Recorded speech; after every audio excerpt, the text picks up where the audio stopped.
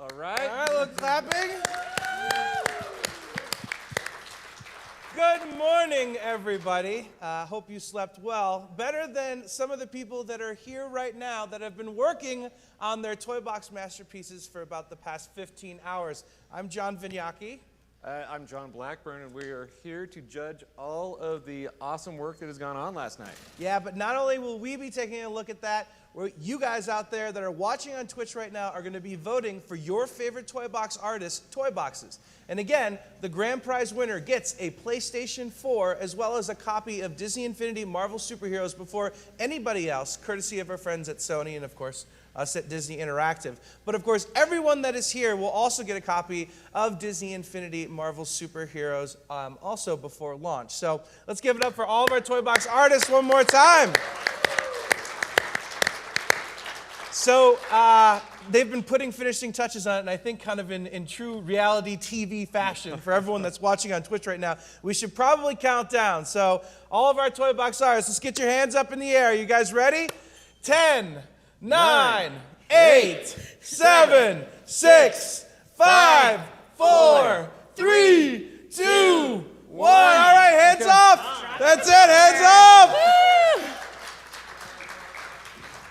And Allison Petrick is actually there with our first Toy Box Mentors team. That's Patrick.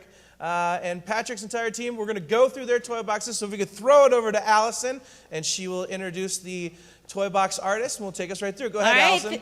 Thank you, John. I'm here with Papa Echo, a.k.a. Patrick. Hi. And our first Toy Box competitor, PirateSteven, is going to be kicking it all off. How are you feeling, Pirate?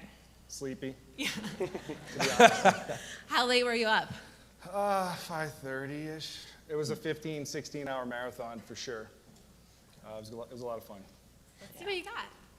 All right, so for my level, I chose Guardians of the Galaxy because, let's face it, it's the best movie of the year, hands down. Yeah. Yeah, so this is going to be actually one of the finale boards for that movie. So if you haven't seen it, what's wrong with you? Get that man a job. Yeah, so this is Star-Lord. He is a really cool character to play as. And we're currently walking on the planet Xandar, which is the planet of the Nova Corps. So I'm trying to get to my ship here, and we will be in the air. We're going to go to visit the Dark Aster, which is Ronan's ship. And here we go. This is really cool to see because last night this was all just, land blocks, and now it's all textured. It's looking really sharp. Yeah, well, I have to give 2.0 a lot of props because a lot of the Toy Boxes I do have block art in them. And if I would have tried to tackle this in 1.0, I would have ran out of space a long time ago. We're approaching the ship, which is just huge, as you can see here. Try to get it as detailed as possible. It is a ton of bricks. So Pirate, if we're clear, is the goal to avoid all the rings? Is that what we're seeing here? Yeah. Okay, fair enough. So every ship has its weakness. So if we happen to find in the back here, we got some. We found this area. We'll see if we can get in the ship and take care of business here.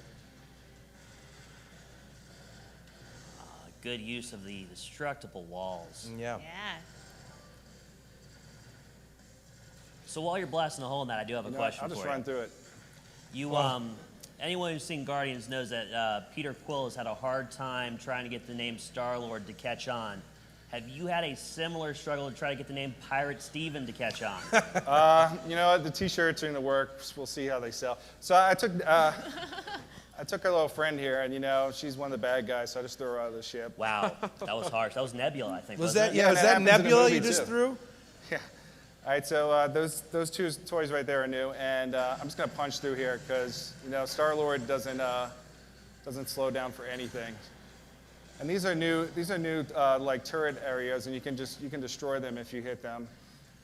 This is cool too. If I walk here, those are the spikes. Oh, New didn't see that spikes, coming. and they're kind of hidden in that. You meant to do that, so. by the way. I did. Yeah. All right, so we'll get back there. Luckily, I had my little checkpoint there to get me back here. And you know what? Hey, Pirate Steve, so did you use Star-Lord the entire time as you were building and creating this toy box? No way. If you can see, I got a whole collection here. Okay. And I went through quite a bit of them. But Star-Lord, I guess, would be, and this is something I actually learned at this summit here in Tyler's toy box. It's really funny if you just, and Star-Lord's kind of a klutz sometimes too. And then there's the new enemy generators. So. I guess what I was wondering is, as you were building, what is the, what character did you get the highest in terms of leveling? Well, most of my characters were at 0, so Star-Lord got to 4. So I would have to say him. And here we got our door here. We're going to visit another toy box, which is another new feature. Okay, sorry. So where are we going? We'll have to see, right? We'll see. No spoilers, no leaks here. Mysterious. Yeah, so you guys know that are watching on Twitch, we added a new feature, these doors inside of the toy box mode that actually allow you to link multiple toy boxes together. And that's exactly what PirateSteven did here. You're loading right now into a totally different toy box that's also Guardians themed? Yes.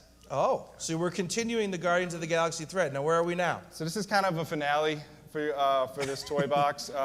You got your signature block art there. Yeah, signature block art here. But does everybody know who that is? They're supposed to be? All right, so. Looks rocketish to me. One person knew that. All right, Rocket great. Raccoon! Wake up, people.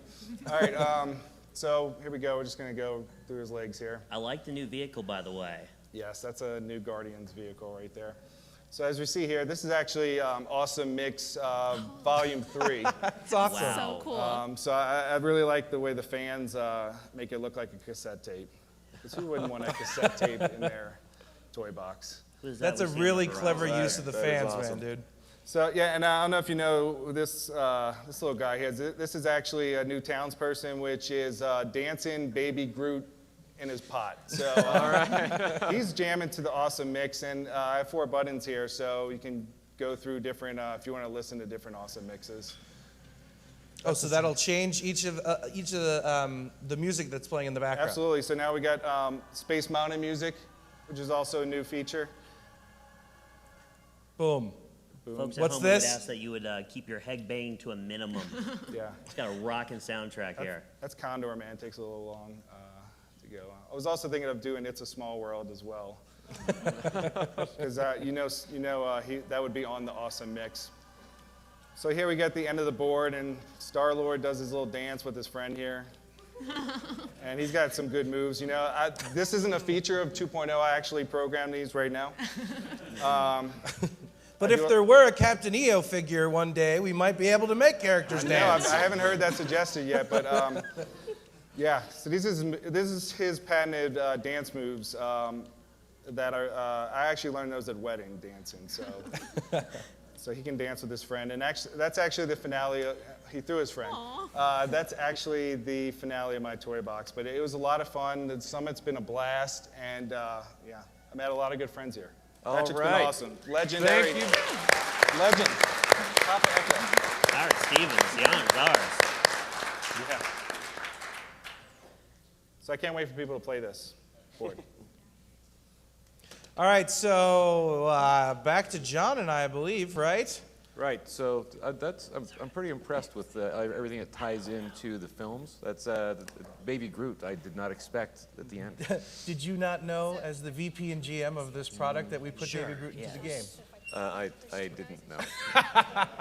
Speaks to just how massive this game truly is, right, John? I loved the fact that Steve had done, the fans with the little spins for the, what do we call that? The little spinners. For the Cassette tape. reels. Cassette reels. Thank you. You're too young for No, those. that's not true. It's just I haven't had enough coffee. So while Allison is getting set up to go over to FinnWarrior's toy box, I want to let you guys know, all of you that are watching on Twitch right now, that we will be jumping into the chat and taking some of your questions, as well as providing some of your feedback to the toy box artists that are live right now on twitch.tv, showing all of their great toy boxes. So Allison, looks like you're set up over at FinnWarrior. Take it away. We're all set up with our next one in Papa Echo's group. We've got FinnWarrior here. All right, Finn, I'm very excited to see what you came up with last night. Yeah, so I was actually wanting to try some of the new features for the 2.0. So I'd like to showcase some of them which I used. So if you don't mind, I'm going to start with I actually built this city you can see right here. using the city creation tool. Let me just go to Spark mode here. And you can see I've used a computer-generated Wow.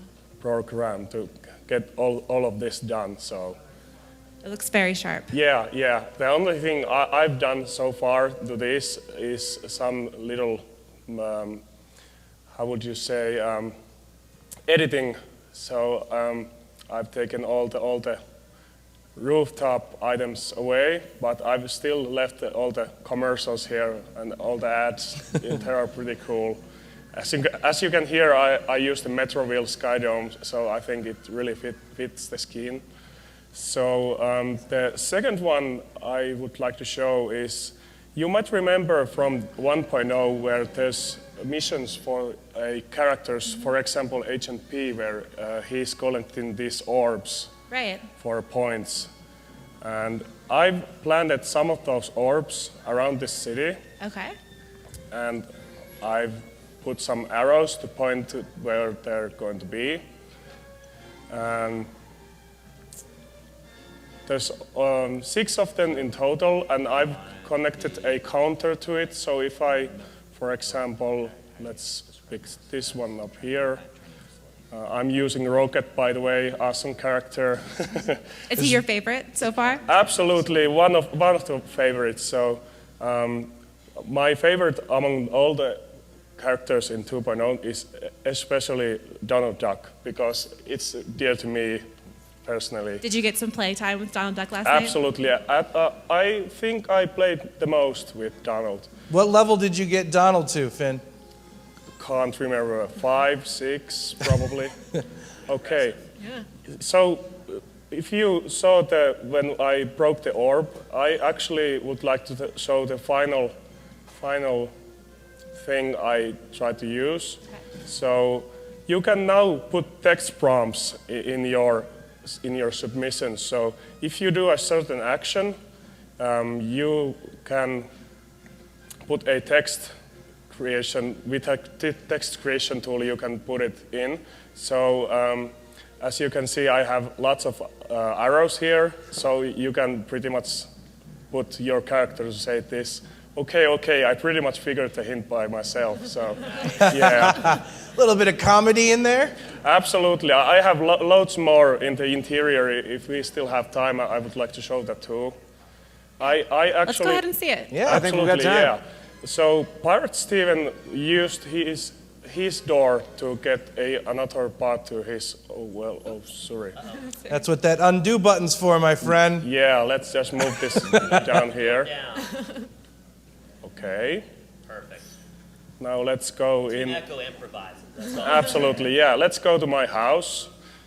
My house. That's your house, that's In right. the middle of our street, yeah. Okay. The way I used interiors was to make an actual house, not just another part of the toy box, but an actual house. So as you can hear, it changes the music to a much smoother one. So actually, one of the things I added here, you can see this Hydra agent here. But it kind of looks like Deadpool's sidekick Bob, so I'm just calling him Bob.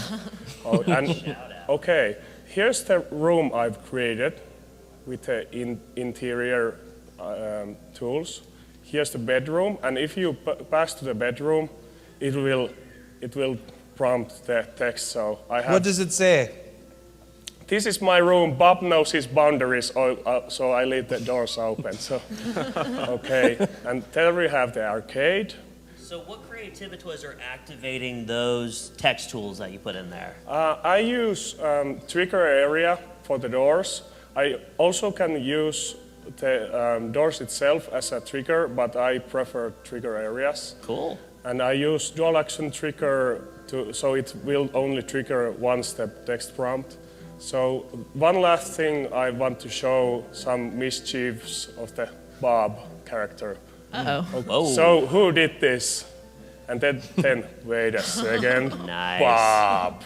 That's, So the misadventures of Bob. You know, if this toy box thing doesn't work out, you may have a future in comedy writing. Well, I hope so. Absolutely. I would love to. What's he doing with Bob? I don't think so. Let's see, huh? So I gotta say, one of the coolest things I think about the summit is the fact that we get to meet, you know, all these names that we recognize, but people from all over the world. And you get to experience things you never thought you would. Ollie, I know that yesterday you were sharing with our team here a very interesting candy. What was that called? Well, I can't really remember. You have to refresh my memory. I think, was it Finnish licorice? Yeah, Finnish licorice. Yeah. Yes. I think the record for holding it in our mouth was about 4 seconds. That was some strong stuff. I actually counted for you. It was 2.5. Yeah, that was not good. So you better improve your. I got a year to regrow my taste buds. Absolutely, yeah. So we'll just leave Bob here to fix his mess. So I think we're done. Very cool. Awesome. So if you guys want to vote for this toy box, tweet hashtag FinnWarrior. Yeah. Vote for Bob. Every vote for Bob. Very cool. Thanks for showing it off. Yeah, thank you too. All right. What do you think? I think it's awesome use of some of the new tools. It's great. You know what's so funny is one of the fun things about this is that you get to meet all these personalities, right? Yep. So for us at Disney, you know, we would normally get these submissions in from different people, and all you'd see is the screen name. But to be able to meet now FinnWarrior in person, and then also find out how funny he is when it comes to comedy, I think that's really a blast.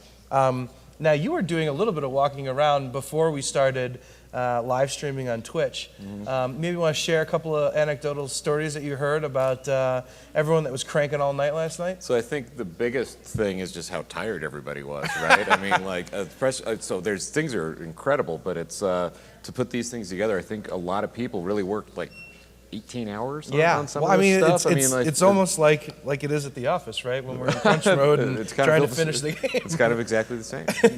Yeah, I mean, when we were walking around here, guys, we were seeing like pillows and blankets and beds, and we knew that actually our team from France, it's a family, we're actually taking turns, right? So they were actually building their toy box in shifts and being able to sleep while one would go and continue building. So maybe next year that'll be the thing, is bring more people so you can get more. Right, more or maybe we'll open it up to do more of a team-like environment next year. Okay, great. So it looks like, I believe we're ready to switch on over. So we're going to throw it back over to Allison. All right.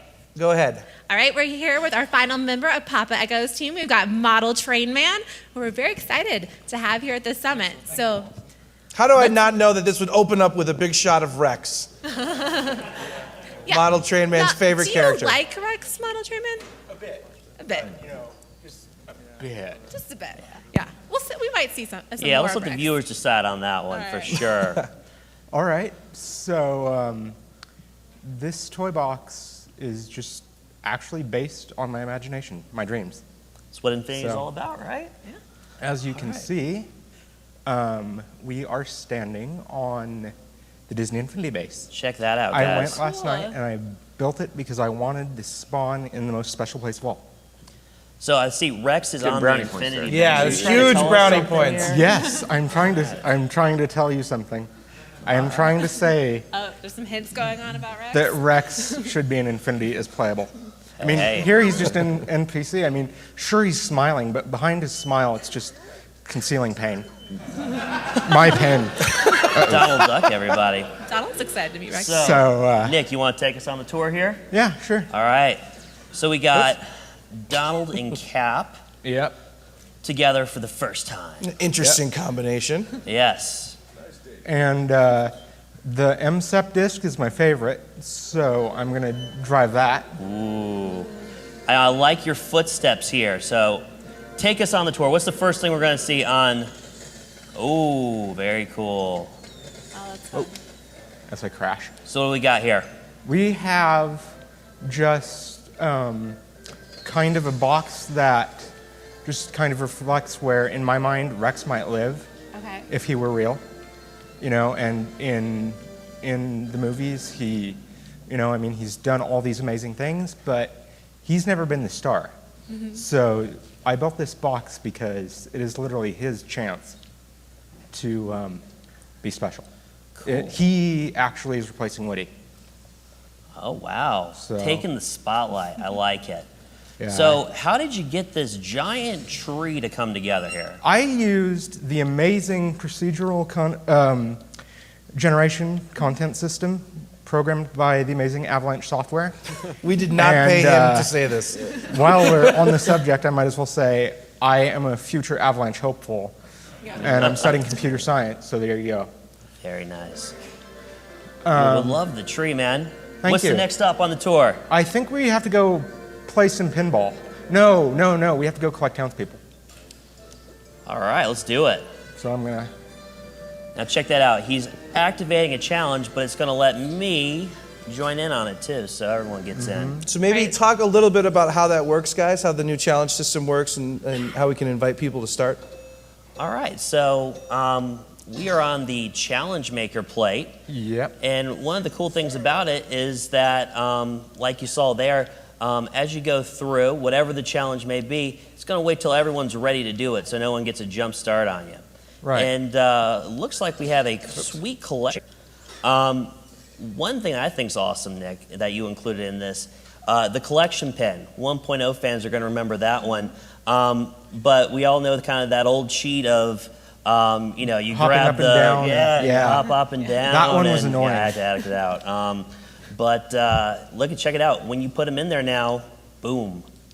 Yep, they just disappear. Captain It's- America just zapped the red It's so skull. much That was better. amazing. Now we can't, I mean, I've noticed, I've played enough and it's too easy to hop in and out and score all the points, and that's just unfair. And, now you have to play it the way we want, and I just love that. Yeah. I think it's just fantastic. And we've actually played this challenge a couple of times now. Every time we've seen different townspeople pop up. So Yes, because I used the random function of it, so I can have anybody who decides to pop up. So it makes Yeah. it more fun. Sweet. Yeah. So this is the first time, Ariel popped up, which is my wife's favorite character, actually. So, That's and I really just cool. zapped her. So, sorry. We were wondering who your wife's favorite character is. Yeah. All Let's right. see, where's anybody else? Oh, got some up there. Oh yeah, So 24 seconds left on the challenge timer. Oof. yep.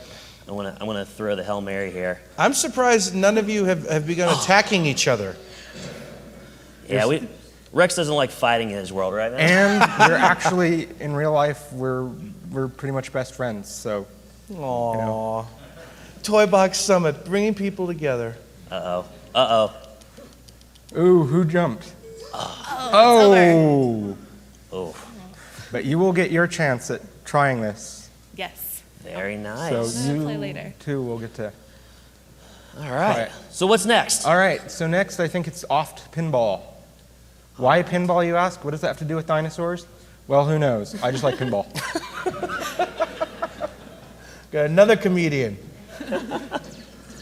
Ooh, sorry, Patrick. Oh, and it just got personal.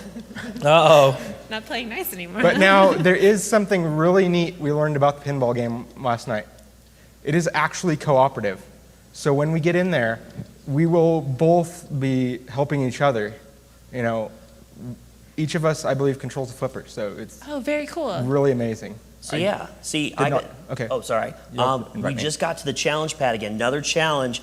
I got there a little bit before Nick did, but when I activate it, it's going to give him an invite to jump in, so he doesn't have to run and catch up here. And the way I understand the pinball system to work is really amazing. I mean, now we can push objects anywhere we need them.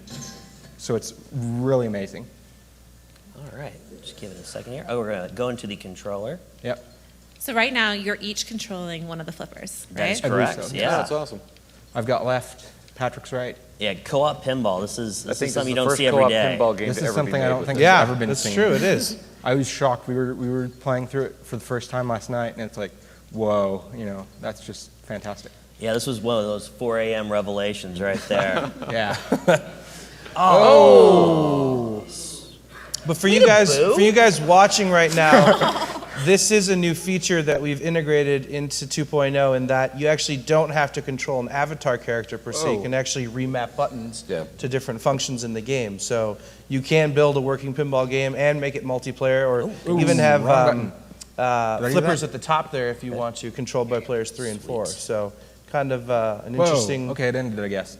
Cool. Or something. interesting new way to play. And now it's, what is it Get doing? out of here. So where are we're we in at? spark mode here, I think. Oh, okay. All right. You want to press the Oh, yeah. up? Okay. So where are we headed after pinball? Apparently Captain America just pieced out. Let's see. I think now. Who's back? I think now we have to climb a tree. I think.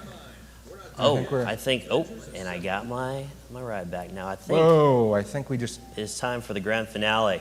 Well, it was until. Now, how did you program that? That was amazing. The tree? No, I'm just kidding. No. I'm What are you just talking about? The tree or the? No, we that was awesome, Nick. And you know what? I think what we're gonna do. There's an amazing grand finale in Nick's level, and I think we're gonna save that for the people at home. Yeah, we'll just just download that one. We'll just wait. So all You'll of have these to see are it. going to be available for the community to download at launch. Okay. So you'll be able to download it, and you'll be able to see the grand finale. Yeah. Give us a wave. Thanks a lot, Modeltrainman. That's awesome. A little bit of a disclaimer there. We're still working on all the things that are going in the patch, which will be available day 1. Yes. So, any thoughts on that toy box in particular, John? I like the fact that it was just, kind of exploring what he wanted to do. I think obviously, like when you're coming into something like this, you just want to play with all the new toys in the toy box. Yeah. Obviously, he did a lot of that. I think that what was fun about that too was that we saw in Modeltrainman, but as well as in FinnWarrior's toy box, people using kind of the new notifications that we have to point you into particular directions so that you understand where the logical flow of gameplay is supposed to go. Because obviously making open world games is difficult, even for us when we're building Spider-Man or building the Avengers playset, or even things like Monsters U, making sure that players know where to go, how to complete missions. It's always a challenge. Yep. So, while we're going on here, do we want to maybe take a couple questions? Yeah, so while we're getting set up, I'm going to flip on over to our twitch.tv/Disney live stream and see some questions here that is coming from you guys out in the community. Make sure that you send a message to our guys that are the current moderators of the channel, or you can send one to me, John Vignacchi. I'm in here as well. So let's take a quick look here. One of the questions that came in actually had to do with when are we going to start seeing more information about doors and how the doors system works? I guess we could do it right now. Okay. So John Blackburn, tell me a little bit about the door system and how the door system works. Well, the door system allows you to put a door in your world, and you can go into either another interior or exterior toy box. So whenever you set up a toy box, you're either saying whether you're going to use the interior building set or the kind of the exterior set, if you will. So the ones that people are really used to already. So you can make those kind of however you want. Now you can link multiple of those together so that you can have multiple levels. So it actually does feel like you're progressing through a game, in multiple levels. Is there a into other maximum amount of levels. doors? I forget. We capped it at something. I think we capped it at 8. Was it 8? Bablo? It was 10. 10, okay, because eight's a weird number anyway, Yeah. so 10 sounds like way better than 8. So we can actually link now 10 toy boxes together, so theoretically someone could build 10 levels of a 2D platformer now if they wanted to do that. That's a lot of fun. And then, like you had mentioned yesterday during the panel, I believe it was, being able to create your own RPG, especially using all the text boxes and text tools that we have now. And one of the coolest things is when you save those, it takes all those different levels with it, so they all know they're linked, and so as you push them up, you actually know that it's When you go to it's share it in the replayed. cloud, right. Yeah, you don't have to do it individually. Puts all 10 It's together. pretty cool. All right, great. Can I get a heads up from someone? Are we ready to go here? All right, fantastic. So that's it for Patrick's team. We're going to now bring it over to Stuart's team, our other toy box mentor, and he is going to bring up Vasuri 83's toy box. Allison, take it away. All right, we're ready over here. I'm standing here with Crazy by Nick, aka Stuart, and we've got his first competitive team, Mandy and Scott. Yeah, Mandy and Scott! 83. And they're actually a husband and wife duo, which I think is really neat, guys. Like, how do you build toy boxes together? She's the one that got me into it, and it's just a really fun thing that we like to do together and play with our kids, and it's just a great family activity. Very cool. Well, let's see what you built last night. All right, so something really bad has happened. Hydra and Oscorp have taken over Merida's castle, and so she's kind of been kicked out. As you can see, we got all the tents out here. The army's trying to prepare. So the Avengers are here. They're going to help them out a little bit. So we're going to kind of talk to some of the characters and see, what words of wisdom they have for us on our quest. So we'll start with Merida right now. And so she's saying, these evil men calling themselves Hydra have taken over my home. And then we have it also set up so that another text comes up that says, please help us retake the keep. That's one thing that we really love about 2.0 is that the whole storytelling element, which is really important to us, has been taken up a really big notch. So we're really excited about that. We're going to get some advice from Iron Man here too. He's going to say, you won't be able to fly in. Trust me, the air defenses will pick you apart. He says you'll just have to walk in there and handle business. So we've actually set it up so that if you do try to fly in, those air defenses will take you out. So don't try it. One character I really love is Nova. Wow. He's awesome. He has the ability to fly. And Pause here for a second. The I love castle. this part here.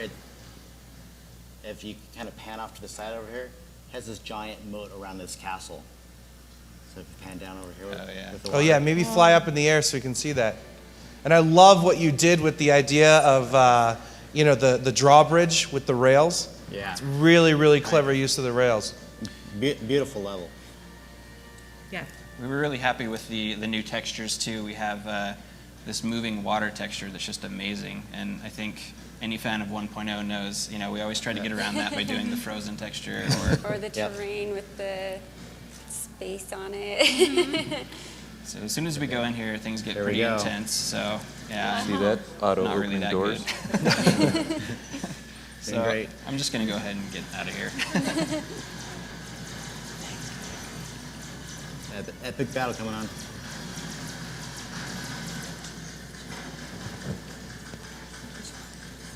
It's a pretty intense turret battle right there. Yeah, it kind of has a lot of intense things going on right at the beginning. Not letting up. These are some particularly unfriendly mines that I like to avoid, but they freeze you. They have a lot more cool weapons and things that can attack you. And Yeah, some of the traps in here are just amazing. Like these moving lasers, we love these. Oh, here we go. The gauntlet. Yeah, you don't want to fly in this part. Those little glowing orbs will try to attack you if you even fly over They're the going pit. to take you out. Yeah. Yeah, now what's happening here? Doors are exploding. I'm Yeah, nervous. so- There's a lava in the middle. Oh, and frost giants. Yeah, we got a lot of bad guys here that are just waiting to cause problems. So we're just going to take them out. Now, would you guys say that this is easier multiplayer? So we can have up to 4 players inside the toy box mode online. I guess it depends on who you're playing with. Yeah. She always kills me, so I hope that's not a knock at the wifey there. 'Cause I see she's not playing with you. yeah, we kind of agreed that would not be a good idea right now. She's a lot more lethal than any frost giant. So.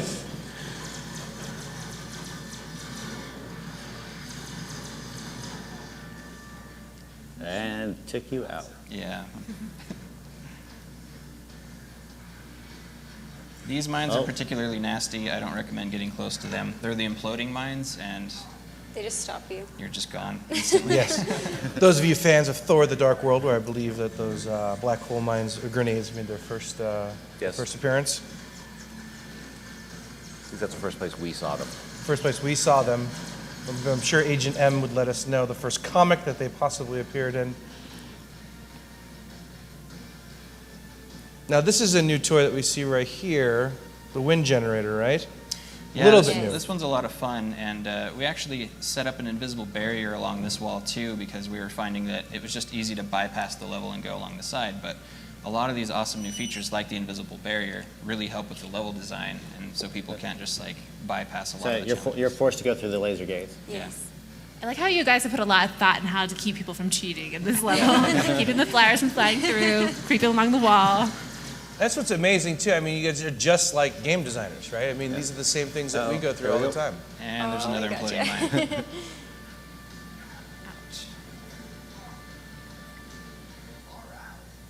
You like that, apparently. So this is one of the doors that links to another toy box, which we've named the Keep. You better go in before it kills you. Yeah. And this kind of acts as an interior. It's a lot like the home that FinnWarrior showed us, except it's not an actual home. This is just another toy box that it's taking us to. And we did that because it's still technically part of the castle. We wanted a lot of the same traps and features and things. This is kind of going to be our final showdown area that we go to.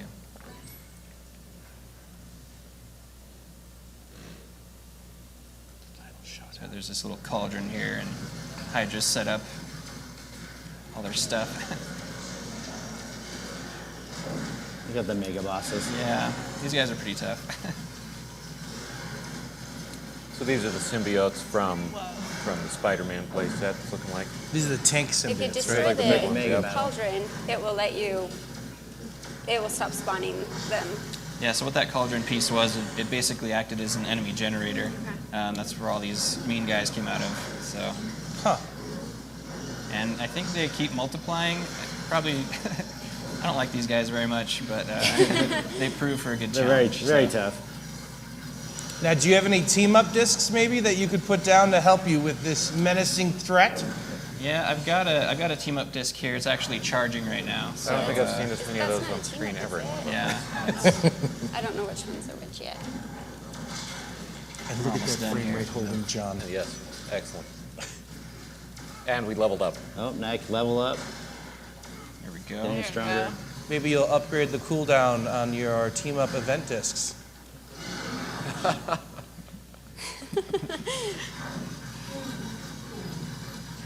kind of feel like... We wanted a really hard battle at the end.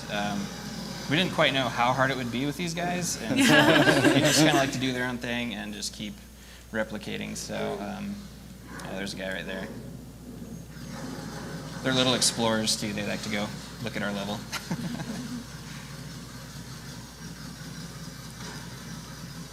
There we go. And that's how it's done. That's how it's done. Excellent. So yeah, that's pretty much our level, and yeah, We had a lot of fun had a lot making of it. fun. This is very cool, very detailed. Awesome. really Great love work, the you design. guys. Very cool thing just to add real quick. Watching multiple guys work together, split screen, they're doing two different things at one time. It's really cool to watch these guys build. And it's just amazing how they're working together, making these cool levels. So, Thanks. good job, man. Awesome. Thanks. Remember to vote, hashtag Visuri83. All right. That is great. What a fun toy box. It is. The castle was awesome. I It think was. And the flow through the level is actually very readable. From a game design perspective. Yeah, exactly. That's something that you do very frequently with all the game directors from the different play sets is go and evaluate their work. So coming from you, John, that's definitely a compliment. I think for me, husband and wife, a couple team is adorable. And I think that's one of the things that was fun to watch them kind of together, building, creating, collaborating in that way. It's like when we started off, we had thought that this would be something that potentially was intended for kids. Yeah. But in fact, it's grown to be something that's not only for kids, but it's also for adults and for teens and for family in general, right? Right. So next up, while we're getting things set up here, we're going to go over and check out JustNCredible, who's our next toy box artist. While they're getting set up, though, we've got a couple of questions that came from our Twitch stream. So the Geeky Husband asks, what game genres have you seen so far? So I assume that the Geeky Husband is referring to game genres that we've seen created inside of 2.0. So any that stick out in your mind, John? I think so. Obviously, anything that uses text. I mean, people are going towards that. So Yeah. things where it's almost more like kind of like the light RPGs are something that's really gone on.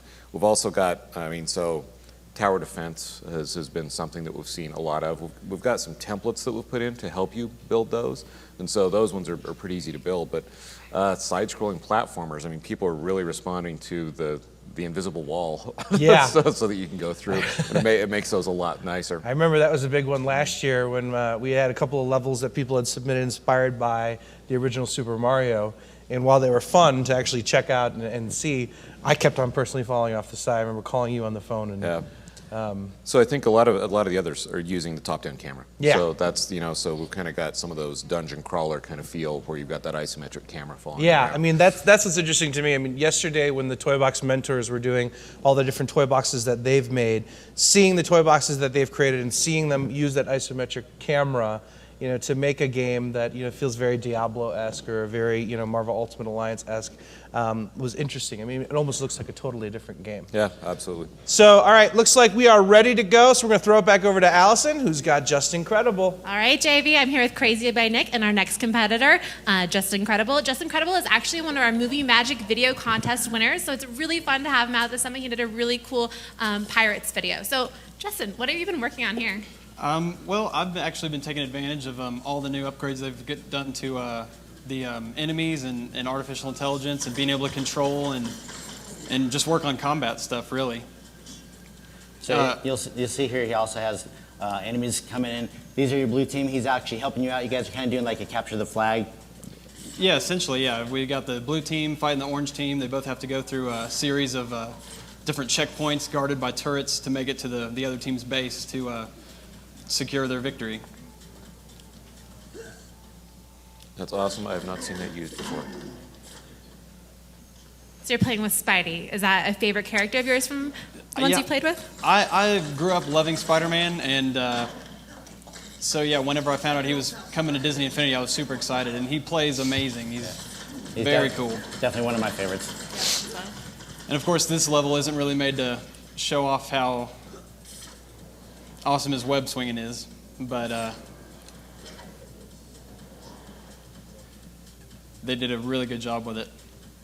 So what are some of your favorite new features in the 2.0 toy box? I think one thing that I definitely was looking forward to with 2.0 was the overhaul they did with combat and skill trees. So that was very exciting to finally get to check it out and try to take advantage of it when making these toy boxes.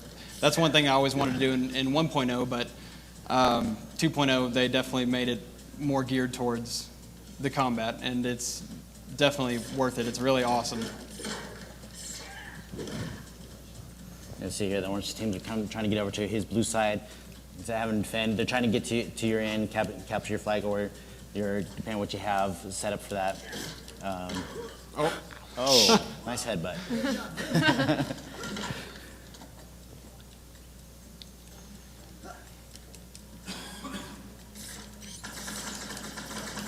You see here, he's able to set those up. So those are just targeting just the blue players. Yeah, they'll just be targeting. They're on the orange team, which is one thing you couldn't do in 1.0 was assign the turrets to certain teams. So, which is something you can do now. And the turrets are destructible, so you can actually, if they don't kill you first.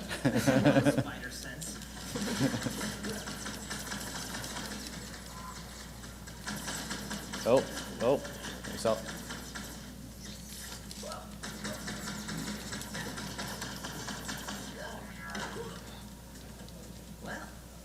You see that one of the guys going to head over to his side, try to go attack his. The special abilities they added is also really cool. I was really excited to get to check all that out. Yeah, what are some of your favorite special abilities? Spider-Man's is really cool. Whenever you have a big group of the enemies around, you can freeze all of them at once and get to do all the damage you want to them before they can Took out your guy. get back out and kill you.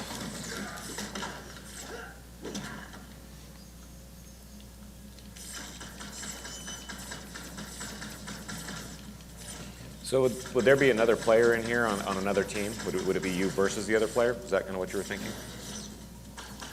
Sorry, I couldn't hear that. Were you actually thinking that it might be you versus another player in here, so that you're going from one side to another, or is this always supposed to be against enemies? So is this set up for multiplayer to Yes. play against another player? Definitely. Yeah, absolutely. It's pretty much a 2 to 4 player would be perfect. Yeah. And So you can actually have up to 4 players in here battling them out. yeah, which Yeah. would be very fun.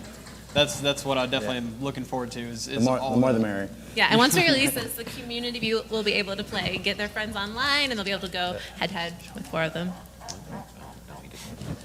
Hey guys, you know what? Could we actually jump into Spark mode for a second and pull back so we can actually get a look at this entire map? So you have a greater understanding of just what this would look like in a 4-player scenario? Absolutely. Just pan out. All right, Wow, look at that canyon. So you've created basically a gigantic canyon here from front to back with walls and then that little path there in the middle. Interesting. Yeah, so you got a series of objectives to go through before you can finally make it to the other team's base and win. So the whole time you're going to be fighting the other enemy NPCs and other players trying to get there. And there's traps along the way and obstacles. That's really cool. So do you actually have it spawning like enemies that are tagged to be on your team by your base that help you protect your base? We're having a hard time hearing you, John. Okay, sorry. You You repeat just that one need to again. speak up. You just need to project, John Blackburn. I think I can give you lessons in this. Can you project your voice with your amazing game design question? So with the tools, have you already, or are you able to go ahead and create enemies that spawn, or the different types of fighters that would be on your team to help you protect your own base? Yeah, absolutely. You can set it to where you have the bigger NPCs helping you and multiple waves of them coming at once. However many you'd really want. This in 2.0 you can fit a lot more enemies on the screen or in the game at the same time, which you can really take advantage of and help it out. As you get through the defenses, you can make it to where the bigger bosses will start coming out and make it harder to actually get to the enemy's base.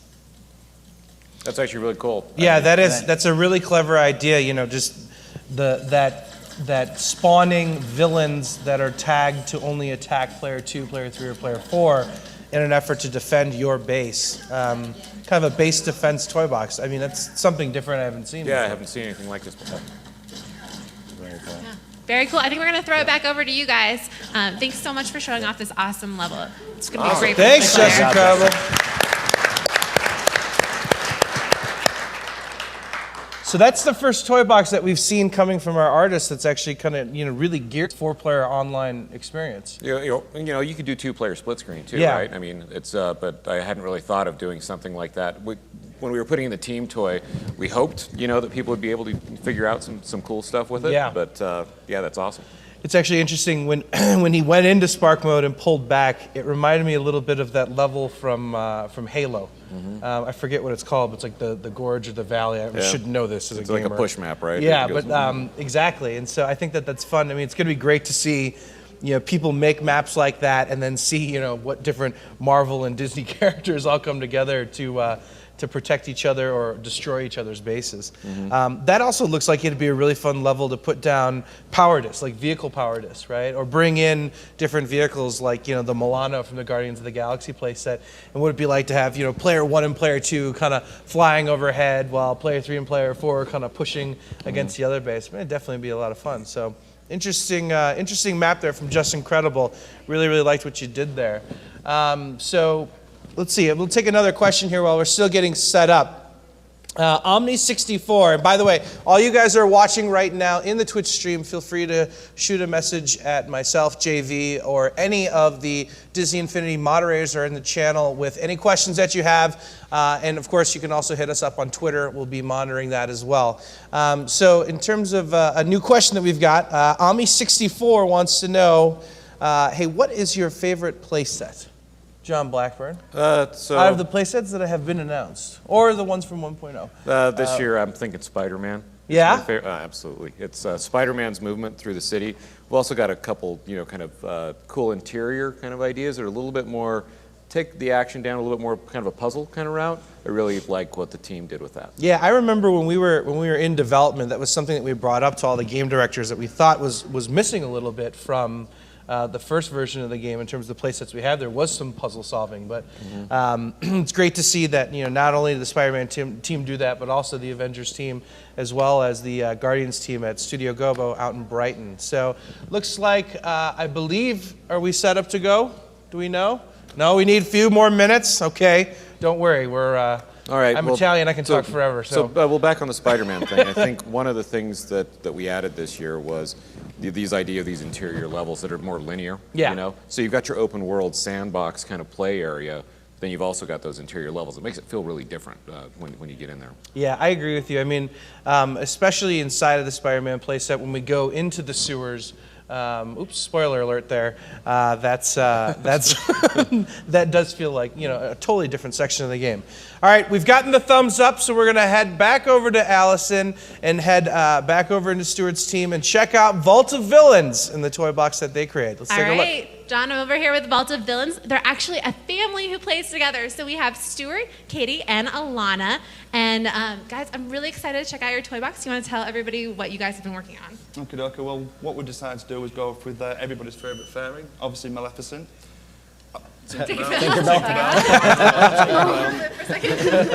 Yeah, obviously Tinkerbell. Just before I go through the gameplay, there's a few things we just want to quickly show you. Oh, Herb Tinkerbell is about to start. Yeah. Yeah, Or she. skip. Or skip. This is some very cool stuff with the tree here. There's a few little hidden things you can add to these trees. Can I get up there? I love the way It's the main So, Pixie Hollow just tree. right up out here. It's adorable. Oh, hidden doorway. So, And you can hidden set, spots. yeah, you can set them up if you want to with all the roots. You can go all the way around the tree. okay, here's another little spot he's going to be coming over Yeah, just to. come around here. You can just see the little hidden area. Oh, nice. Curtain raises. The hidden staircase with inside the tree. So, I'll just come back down so I can do the actual gameplay. Sure. Come down. So, how was the process of creating this toy box? How did it go with working as a family?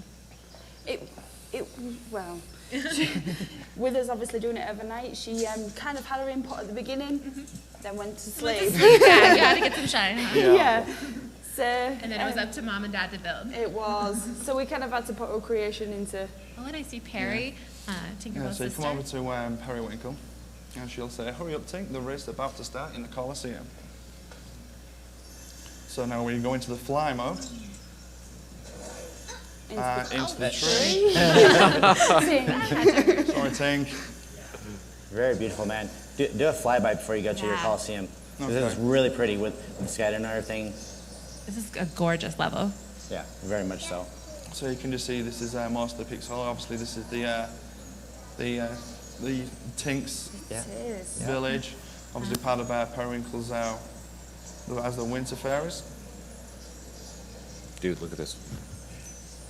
I love whoa. the trees with the different colors and everything, especially like the purple ones over here. Yeah. And they just thing is real huge. nice flow, organic looking. And obviously our giant pixie tree. And then down here to where this is the autumn fairies. Fall fairies. Fall fairies. Fall yeah, fairies. We're in America. This is officially the largest fair. So you come over to the Colosseum.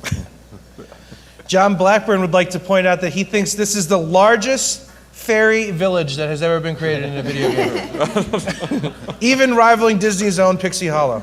Awesome. Oh, definitely. So you come in to start the challenge. Obviously, you just press the X button to start it. So what's this challenge? The challenge is just to fly around all the Pixar, going through all these golden rings here. Shooting through the rings.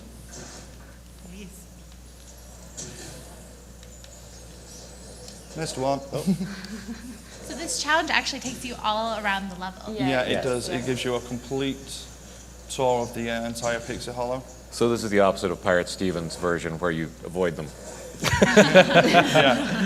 Yes, the intention looks like to fly through the rings. I've missed one. There it is.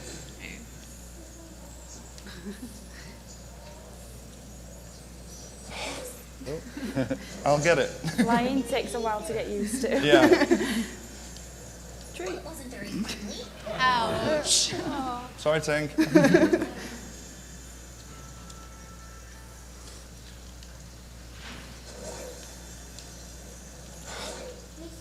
You tell him, Alana.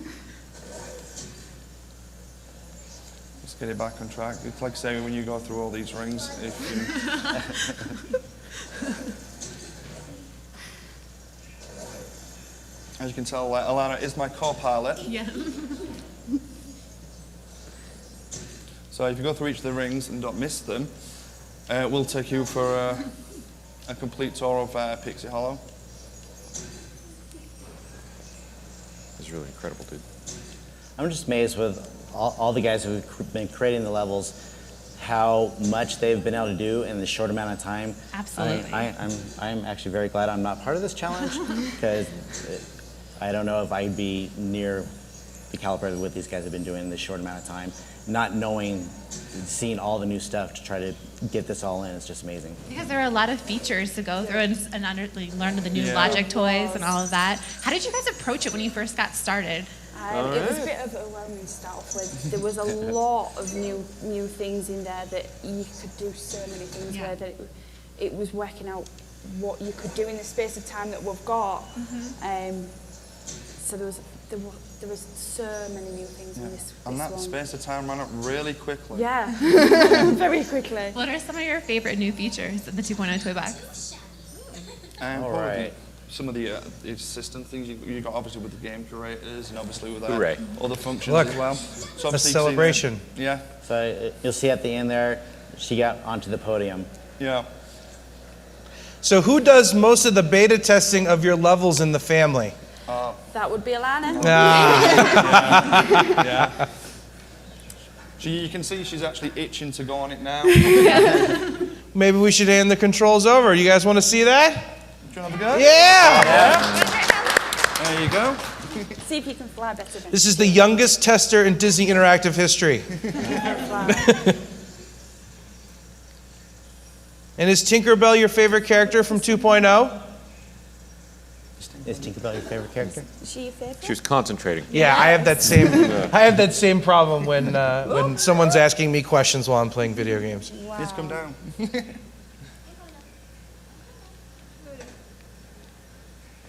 All right. Are we, Do you want to go into Tinkerbell's is that house? the one? Can we go You in don't wanna see Tinkerbell's the house rest? No, is before this we go? where else we go? Up the ramp at the end. And what other John Blackburn would like to know, what other areas of the toy box have we not explored just yet?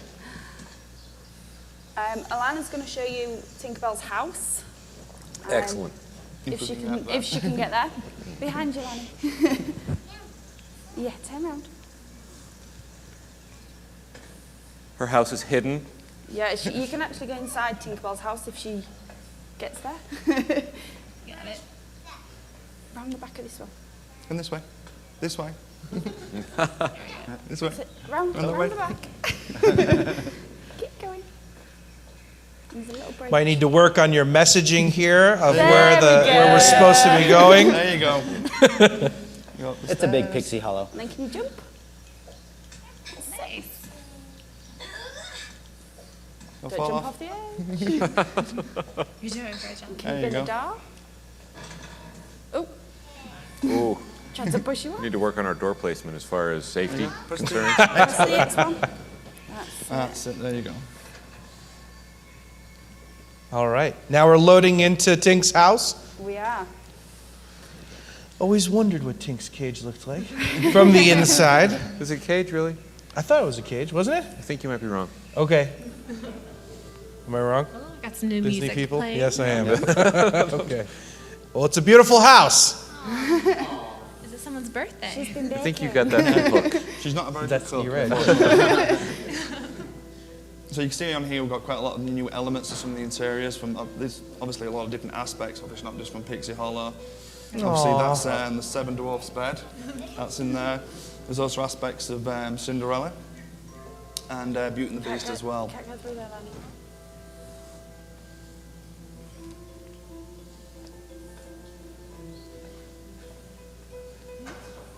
Very cool, cool. guys. That's it. Okay. All done?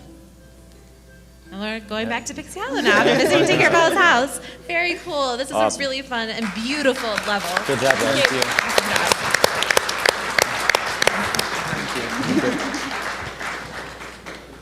The Vault of Villains. I find it kind of ironic that the Vault of Villains makes Pixie Hollow. A family that plays together, stays together. I've always wanted to say that. I have no idea what that has anything to do with my comment. I think it's fun though that that husband, wife, and daughter all can play together like that. And then I love the fact that she's the tester of the family, right? Well, I mean, so the thing that strikes me just between those two was like you've got a battle map play, almost like a play set kind of thing, and then it's Pixie Hollow. Right. And those are both created in 15 hours or whatever. Right, It's crazy. Yeah, I mean, and I think the thing that you were pointing out, I was grabbing questions off of Twitter in the live stream, but you were like, hey, look at this. Because the size of that toy box. I mean, a lot of people have been asking, how much bigger can the toy boxes be on PlayStation 4 and Xbox One? And I think right there you guys saw a great example of just how large these actually can be when someone kind of puts their mind to it. So was there anything else in particular about the Vault of Villains toy box that struck your fancy, caught your attention? I think it was just really pretty. I think so the aesthetic of the whole deal was actually kind of really nice. Yeah, I liked how they use, different sky dome and ground texture discs. They change the textures at different points within the map to make it feel like you're really going to different areas. I think that was a very unique use of all the different tools inside of the game. So while we continue to get set up here, we're going to go and grab a few more questions from you guys. Again, you can, on our Twitch live stream, send a note over to our moderators or to me. I'm John Vignacchi on there. And also on Twitter, you can send at John Vignacchi or at Disney Infinity if you've got questions. At Brian Nelson is also taking questions. So let's jump right in. Mr. Blackburn, the Disney Fanatic 22 wants to know, what was the inspiration for adding a lot more Disney Parks content?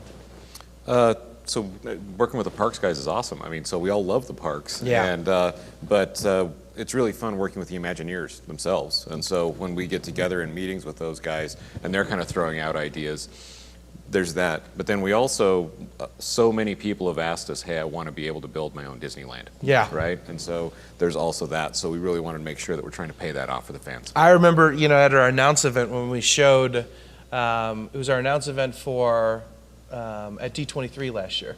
We were revealing some of the new characters.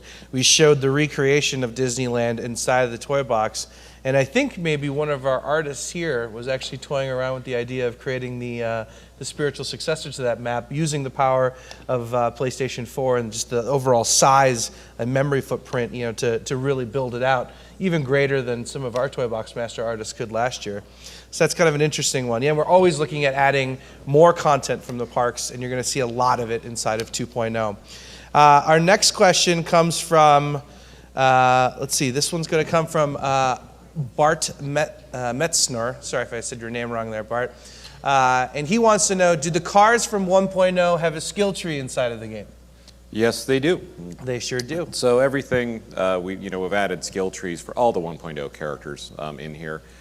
They don't necessarily have new special powers, but you can go through and upgrade them, and you do get all of the kind of basic special powers that we allow each one of the characters to get. And I think, to continue down this thread here, DisneyMan95 wants to know, will we ever be able to max out our figures? And I think that question probably actually has more to do with, we have 40 different options in various skill trees. Some of the most advanced Marvel characters have 40 different options. But the question is, at level 20, will we be able to choose every single one of those 40 options? At this point in time, no, because we really wanted you to be able to choose what your character would feel like in comparison to my character, John's character. So we wanted you to have that choice. Now you can respect those so that you can go back through and choose different versions of what that character would be like, but no individual character ever has max stats. Yeah, and so you guys know we're actually looking on our website right now at possibly including some sort of API on there that allows you to build out a skill tree, so you can actually kind of see what that looks like in order to create the ultimate build for a character, or at least whatever would be your favorite build as a character. So be looking out for that soon. So we're good. We're good? All right, we're ready to go. We're going to throw it back over to Allison, who's with Stuart, and looks like we're going to... Oh, I'm sorry. Are we on Jose's team? We're on Jose's team. Oh, yeah. okay. Jose, it's onto your team, buddy. Allison, bring on Enrem. All right, so we're here with Jose, aka Dr. Logicate, and we also have Enrem, who is the winner of the Toy Box of the Year for 2013. So we're really excited to see what you're going to create today for this competition. I think I got a good one, Allison. So confidence! The confidence! Oh my! You were in the zone yesterday. You had your earbuds in. You were playing some music. What were you listening to? I was listening to the Awesome Mix one from Guardians of the Galaxy, getting my groove on, Nice. getting in the spirit of it. All right, so as we walk through this, we'll know that kind of inspired the level. Dude. All right, let's see it. Okay, so what is your level about? Well, as you notice, I'm paused because one of the great features of 2.0 is there's a lot of new tools for storytelling. They have the new tool called the level starter. Yeah, level starter. Yeah, that lets you, similar to the checkpoints, start things right off the bat. So that's what I did, and you'll see I got the new point camera that actually lets you like swing to it. You'll see in a second. You get your mission. Avengers, the city is under attack by flying robots. Take them out. Oh my. Oh, look at that. Dude, check it. That's going to swing back. Okay, so what's going on around here? We have now, cut camming. You're for the first time. in the middle of an attack on the city. Whoa. You got to fight these waves of flying robots. They're trying to destroy everything. Yeah, but they can beat you. Yeah. Can No, they? no, not Nova. And see, you can switch to new camera, new text. Another wave to the It's south. great for storytelling, Showing what's great for transitioning. Got a new wave spawn. going on. Check that. Crap. No swearing, Disney executive. Very cinematic. Yeah. Yeah, and all the dramatic music at the same time. Yeah, Marvel is known for their storytelling, and I really wanted to honor that. I have a very story-driven level here. This is just the start of it. Look at this. They're coming from the north. Oh no! As you'll see, you can now put spawn points that will just spawn the enemies. You don't have to have a pad or anything. So they'll just spawn in an area.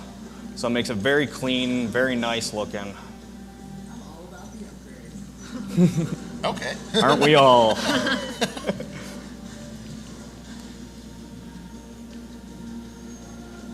Did I miss? There he is. There you go.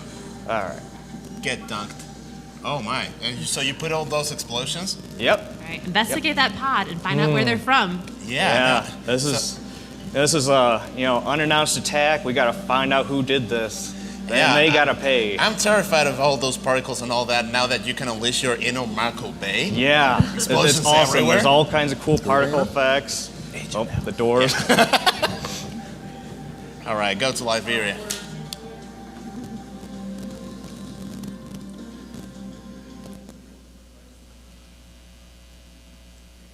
All right, where are we headed? We'll see. Yep. We'll see. The music comes Oh in. man. You're all about the drama, man. Oh yes, this is very dramatic. I actually came up with a title for this. It's Avengers Dark Ruse. Oh my, now So where are we? now we are in Latveria, the home of Dr. Doom. Uh-oh. So you enter this area and we're gonna get attacked. Unfortunately for us, these are not Doombots. These guys are from space. So there's something fishy going on here. So you gotta. How are you generating all these enemies here? Again, like I said, you can hook up the enemy spawners to specific points now. And actually, I'll switch to spark mode, just kind of fly over this. These little points here become invisible when you're playing, and they'll spawn whatever you need, or you can send a camera to look at that. They're very useful. I use them a lot. And Wow, that is a beautiful castle too. for a lot of this, I used the castle generator tool, which I didn't think I would be using the generators because I'm usually so precise, but they are just, just the tops. They're just awesome. A huge time saver when you're in a crunch, right? Oh, yeah. Oh. So, but then you went in and you made some modifications and made it your own. Yeah.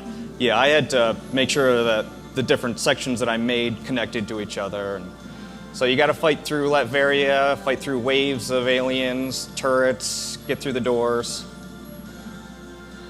And then I was having trouble with this door, so let's see where it's going to take me. Or if it's going to crash. Oh, there you No. go. Oh, no, that's That is not. a Citadel. Nah, spoilers. Yeah, spoiler alert. Whoa. All right. We're getting ahead of ourselves.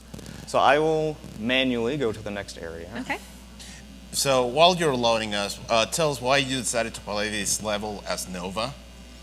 I decided to go with Nova because I knew I was going to go cosmic with this. You know, you start on Earth, but, you know, just like the Marvel Cinematic Universe, we're heading out into space. So. No, okay.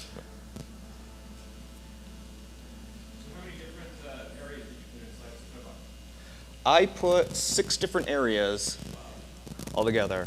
Yeah, she's an ambitious one. And all the time, every time, it's like, hey, are you okay, Nate? Do you need any help? And like, I'm good. I'm good. Did you get any sleep last night? I got 2 hours of sleep. Wow, okay. And a ton of Red Bulls. Yes. Normally, it should go inside Doom's castle where you find out that Doom is not actually there. Okay. Somebody else set up the attack. Fox. So you gotta find out. And then you get a message saying to go to Asgard because they're under attack. So we're gonna go to Asgard now. Skip to Asgard, okay. Some of us were having some trouble with the doorways, getting them to link and stuff, so. Right, because this isn't the final version of Yeah, the game. yeah.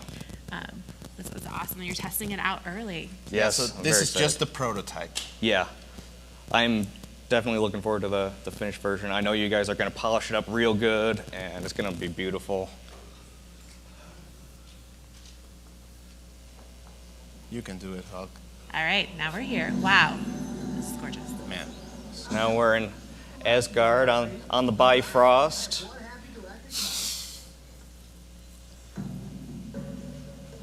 They're invading the Odin's Vault. Take them all out. You can do it. So you gotta fight your way through waves of enemies. Try not to stop and admire the scenery too much. It's difficult. It's Asgard.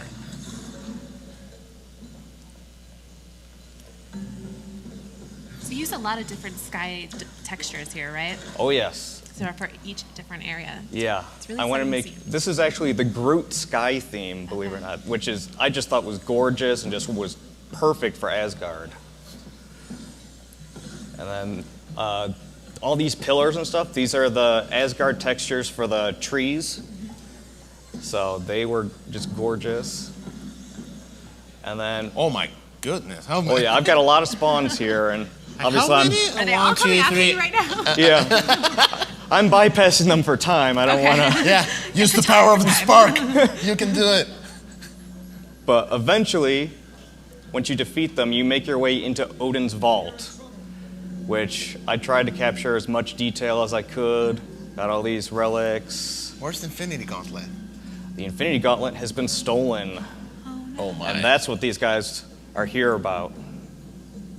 So now, there's only one place, Thanos' Citadel. So you actually had a book here you were using last night. Yes, for reference I as was well. using both the Infinity Gauntlet and the Thanos Imperative as reference material and just keep me in the mood, keep me in the zone. Wow. And I'll go back into Spark mode just to give you a good bird's eye view of all this. I was really inspired by all the couple scenes that we've had with Thanos. You know, we got all the floating rocks everywhere.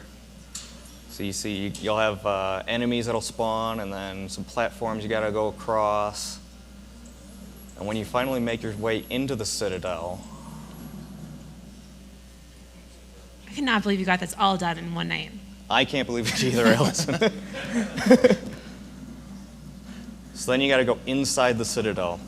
And this is the real treat. Okay, good. Because now I can finally show off the interiors, actually, so. But I have a really cool surprise for you guys in here. Although, part of it was spoiled by Pirate Steve. Why did he do this time? Oh, that's not right. These textures, Just No, imagine that- this all looks spacey. No, it's just that really Thanos is misunderstood. Yeah. He's not really a villain. But you see, you got Dancing Groot here, How can he do it? and you got these locked doors. You got to get past them. How are you going to get past them? The power of the spark? No, you pick up little Groot, throw him in there, and he uses his powers. You know, he uses his roots and stuff, and disables the door. Of course, he's not doing a great job. Come on. Yeah, he just doesn't want to be, and he wants to dance. There's the rest of them. So you got a few doors to get through. You got to carry Groot the whole way if you want to get through these doors. And you're going to have waves of enemies you got to fight until you finally make it all the way up to Thanos' inner sanctum here. Which is so cozy. Another issue is having with the interiors. Don't worry. But Thanos is misunderstood, that's all. Oh, come on. All right, well, No. I'll just stay in spark mode here, but This is neat to see the screen where you're actually building the interiors too. yeah, Thanos has all kinds of cool stuff in his room. He's got his floating throne. He's got Loki's scepter. There's a, well, you took it back. Oh, okay. You can't just let people take your stuff forever.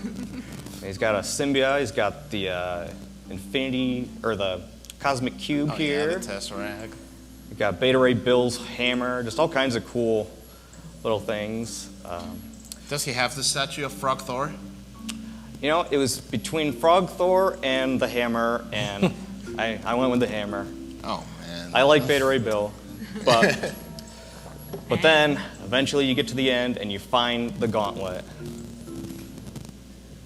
Wow. Yeah, no, that's awesome. That was a very nice level, Enrem. Thank you very much. Right? Remember, thanks. Holy cow. vote hashtag Wow. Enrem for that amazing level. What's the name of it again? This was called Avengers Dark Ruse. Very nice. Thanks for showing that off. That was really incredible. We'll throw it back over to you guys. All right, all right.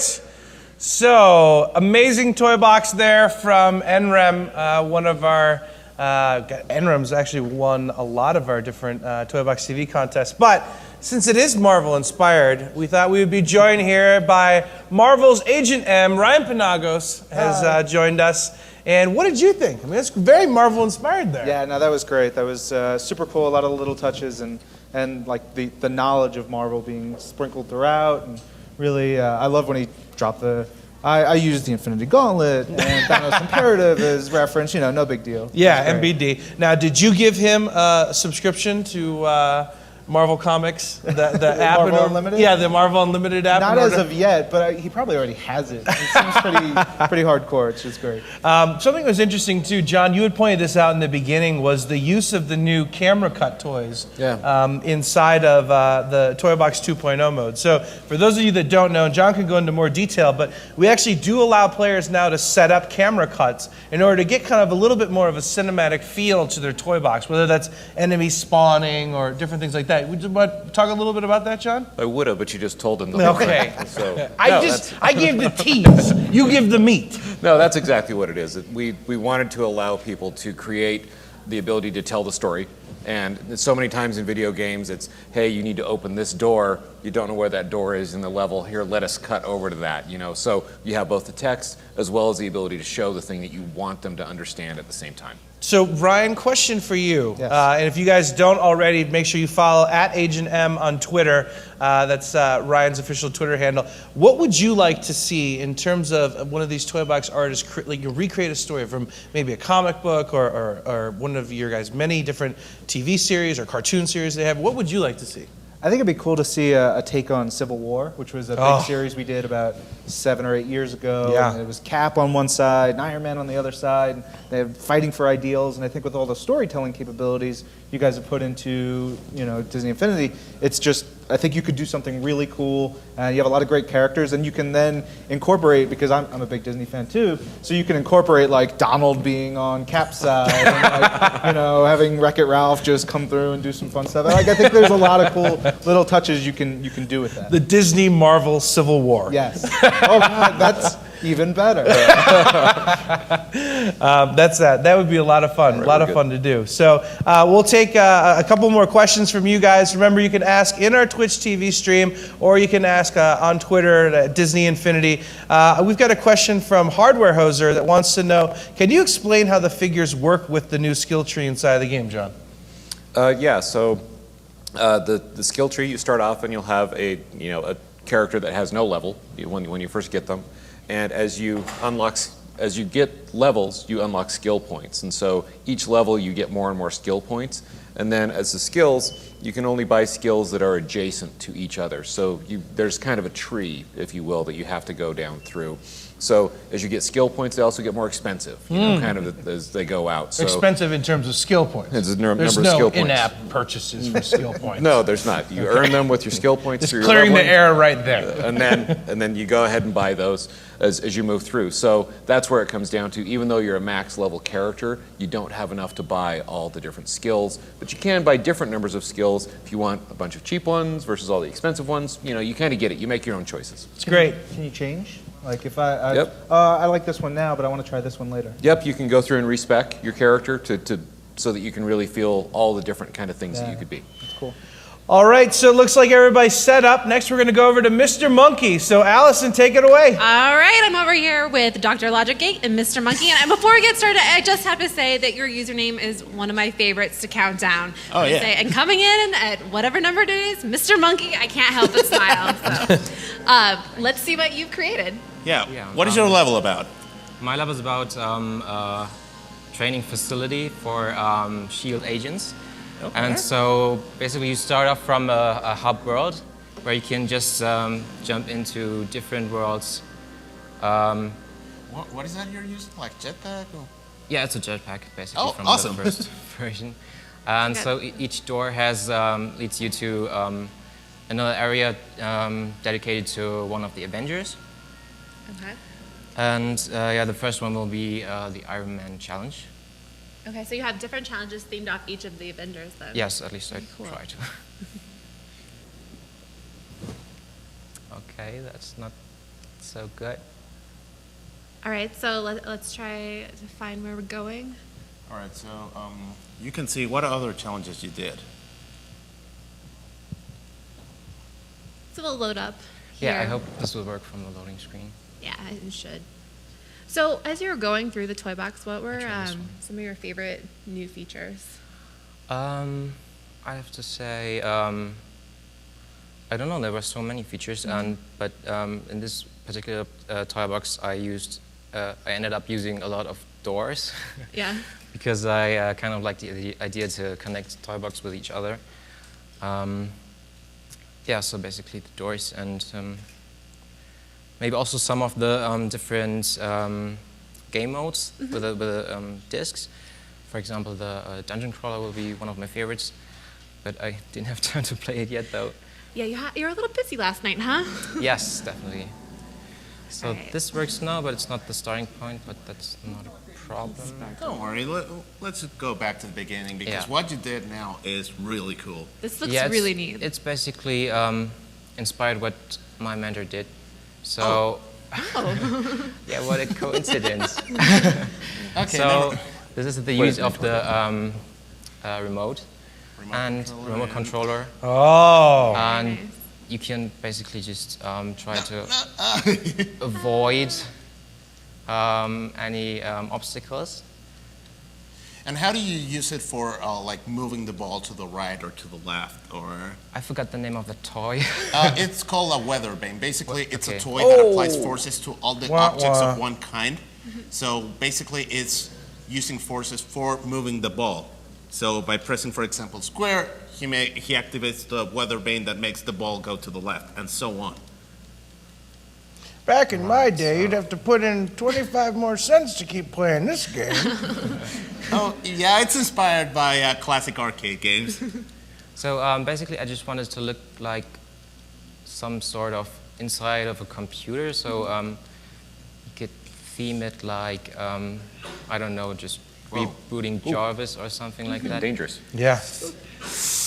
You're in the danger zone. Yeah, I'm super shaky as well, so if I just pass, Don't worry. out, just You're doing just fine. just keep on How much filming sleep and- did you get last night? 2 hours, I think. Hours. Yeah. Sleep is overrated. Don't worry. Yeah, so if I just pass out, keep on filming, maybe I got my own Go on, meme or go, something. go. Nice. Oh, awesome. Yeah. Okay. Right, so- Mr. Monkey. So, okay, as you saw, I did perfectly fine. Until the very end. And here's almost the end, where once you enter this trigger area, your character was born on that checkpoint, and after that you can just, oops, Just spark. you can just head back to the hub world. Okay.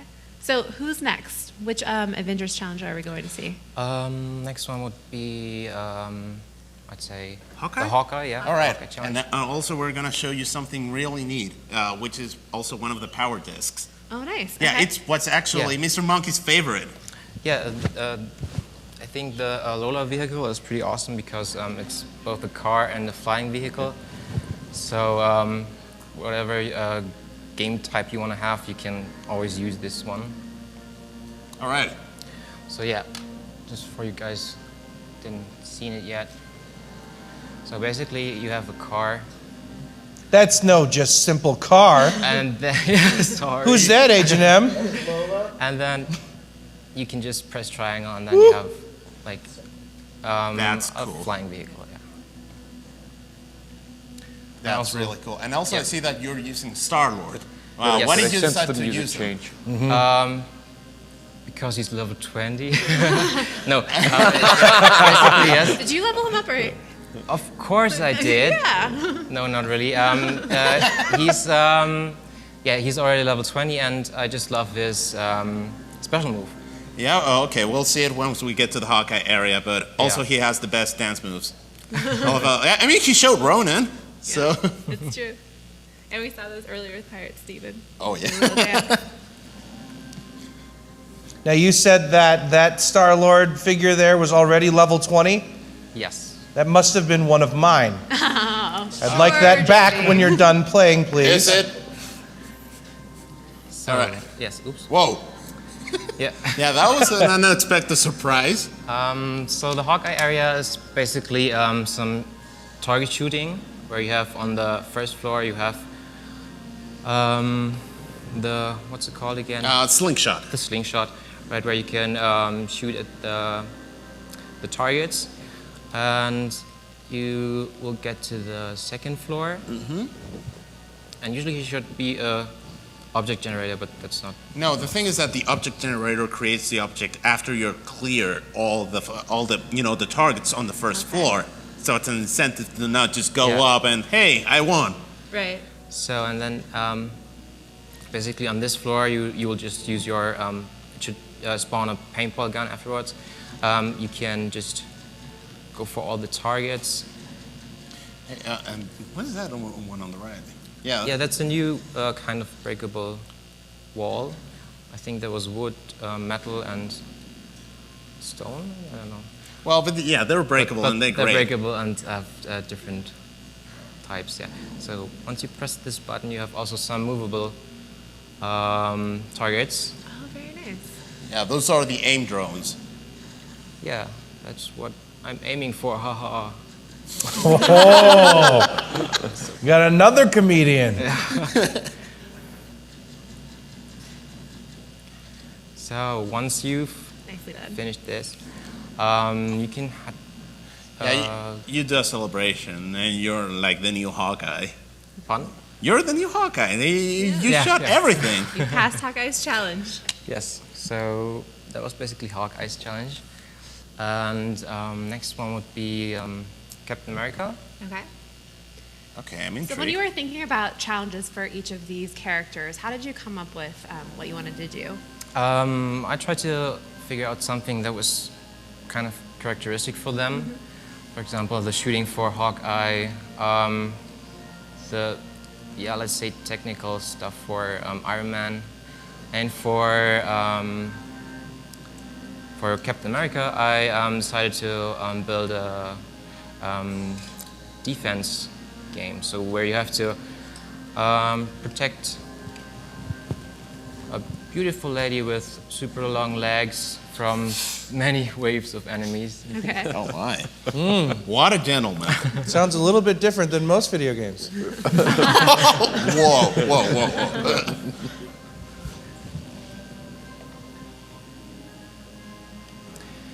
So, there's the beautiful lady with the super long legs. That was sarcasm. What you're gonna do here is destroy the enemy spawners. Oh yeah, that's one of the new toys we have in here. This is the special attack we were talking about. Okay, do it. I think this is pretty awesome because you can just concentrate on one target and the threat will take. So it's great for support. If you want to like help other people or other characters who are not as advanced as you are, just the turret, then the turret takes care of you. Very nice. So I can see why you picked Star-Lord. Come on. Okay, that is one resistant. Yeah. Yeah, but you can still break it by punching it. You know, for this much chaos, a Marvel team-up disc might not be a bad idea. Just throwing you it want out a team-up there. disc? One of those here? Yeah, let's see if we got one Shameful of these. plug for power discs. I'm looking for it. Okay, here we have one. Especially with the level 20 Star-Lord. Should charge up Winter pretty Soldier. quickly. Oh. So the way the team-up disc work is that you can see right here on the screen like a meter that is filling up, and once it's full, you just press up on the D-pad, and the Winter Soldier will appear and help you out. And there are many other team-up discs. My favorite especially is Ant-Man, because he goes between like being really small, you know, and punching enemies until he becomes a gigantic person and just killing everything on sight. At least that's my favorite. Jose, do you have one of those the Ant-Man discs over there we can show people? Maybe. Is it behind the TV? Maybe. I'm just looking at you, JV. Oh, you're looking at me.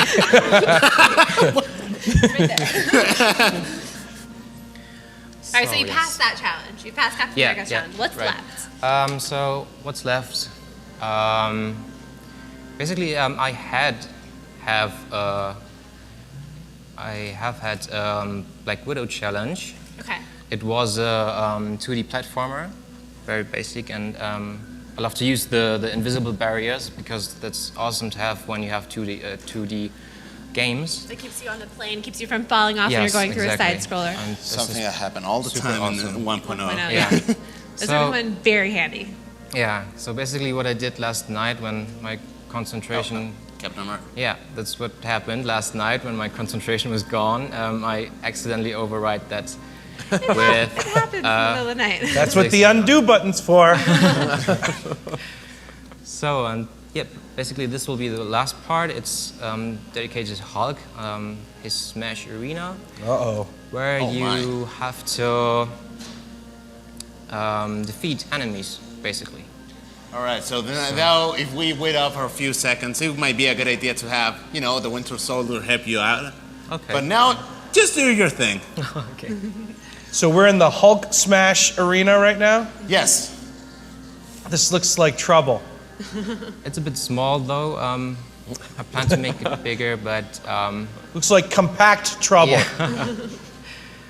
So basically this is just an ugly duckling early version. It's called a prototype. Yeah. Right. What would you like to do with it if you had more time? Yeah, I will definitely rebuild this once I have the game. And also finish up the Black Widow. Yeah, and I don't know what Thor's doing. Maybe. Oh yeah, what kind of? Maybe he's. Get a flying vehicle or do something like that. That would be cool. Yeah. Right now he might be just saving one of the 9 worlds, or dating Natalie Portman. Or Oh. It's a little busy right Yeah, now. the luck of some people. Yeah. So I accidentally. Oh, restarted finished. the chat. Yeah, Oh, you finished already. Yeah, so sorry for not finishing the loading for the team up, but This is really great, though. You did a lot in one night, and it's really cool This to see all the project was different super challenges. ambitious, and just seeing him, go from an idea. Okay, I think I want to do something, and then like in 20 minutes, you have this whole stage like done and fun to play. I really appreciate. I love what you did. Very cool. I did. Excellent. Thank you, Mr. Monkey. Mr. Monkey. Remember to vote #MrMonki. Yeah, he's the man. Mr. Monkey, what a great job. The stadium, the part at the end with the stadium makes me think that we should put a stadium brush in. Yeah. At some point. Yeah. What did you think, Agent M? I thought it was cool. Yeah? I think I like the Hulk Smash Arena idea because we have Gladiator Hulk when he went to Planet Hulk, and that whole vibe would have been super cool if there was some, they'd build that up like you're saying. It'd be neat. Yeah, absolutely. I like the idea of theming everything to the different powers Yeah. of each one of the characters. That Totally. they each have their own challenge, and that you could go through and create different types of gameplay based on each one of those characters. Yeah, actually, what was interesting about that particular map that Mr. Monkey did is that it had that central hub area that had then the different, other toy boxes that you'd link together to form, the Hawkeye challenge, specific section, and more. So that was an interesting use of game design, given the tools that we've provided them. So we're going to jump into a few more of your guys' questions. For those of you guys on our Twitch feed, hit up our Disney moderators or shoot a message to me. And of course, we're also picking questions off of Twitter as well. So question inside of here that we've got are, here's an interesting one. How are the top toy boxes chosen each week, and can you explain the process? So this is probably one for myself and Allison, but basically, as you guys know, we get a ton of submissions each week. We actually have a computer that runs an algorithm to understand the amount of time that was spent building that toy box, the amount of content inside of that toy box. We then have our guest experience team that goes through and basically whittles down all of the submissions that we get after it runs through that algorithm to understand what are kind of the best ones. And then our community team looks at, between the top 20 and 50, depending on how many we have each week. We play through each one of those, and then we decide which ones should be featured in the top 5. So that's how we go about looking at and looking through all the different submissions for Toy Box TV each week. Next question is, looks like Sebastian, at Sebastian Sebma, wants to know, how will the Toy Box meter work in 2.0? So we've enhanced it quite a bit, so that there was a lot of problems that people would have when they were building things last year. Like they didn't necessarily, because everything was on one meter, they didn't really understand why they might be able to add one toy and not another. Right. So we actually broke that down into there's 5 different types of things that you need to watch out for, because there's a number of interactive things that you might have, so the number of enemies that you put into the world, that actually impacts both performance of the game as well as network, Right. if you're going to do that kind of stuff. So really you've got those 5 different kind of dials that you're kind of watching out for this time, so that you'll have a better idea of which type of things you can add. So I think, if we can just take one step deeper here, one of the things I think people would be interested to know are, what are some of the virtual toys from 1.0 and 2.0 that are most taxing on that meter? So physics blocks are probably like the most, because to make sure the physics simulation runs correctly on both sides of the network is a lot of data that goes back and forth. And then you start getting into stuff like anything that animates. So all the characters that animate. So, a townsperson doesn't animate nearly as much as maybe like one of the big enemies, Right. that has like a lot of special effects. So it's those type of things that you watch out for. But now that you guys can actually link your toy boxes together, you can then elect to link a toy box where it's more of a compressed space, but you put a ton of different enemies in there that would be typically more taxing on the engine. So something for you guys to know out there, and make sure you spread the word when people have those questions or want to know more about building toy boxes.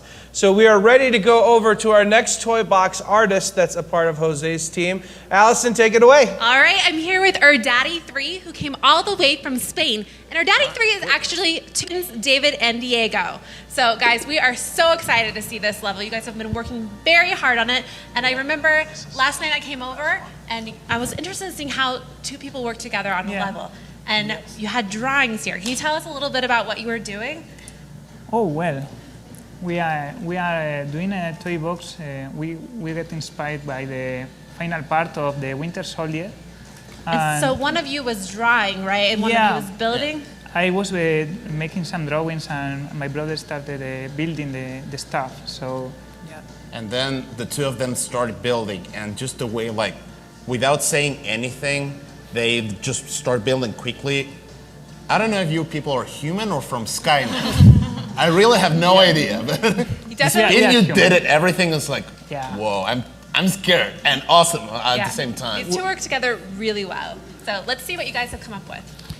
Okay, so what we have here is Captain America in the middle of what seems to be a police barrier in front of a bridge, but in the other side, what we have is the huge building of the Triskelion, which is actually the SHIELD headquarters, okay? So we inspired in the final part of Captain America's The Winter Soldier, where SHIELD is not SHIELD, SHIELD is Hydra. And what you have to do is to enter in the building and to destroy the last helicarrier. So you built this building block by block, right? Yeah. Oh yeah, they totally did. It has been a very long night. A very long night. Have you guys gotten any sleep?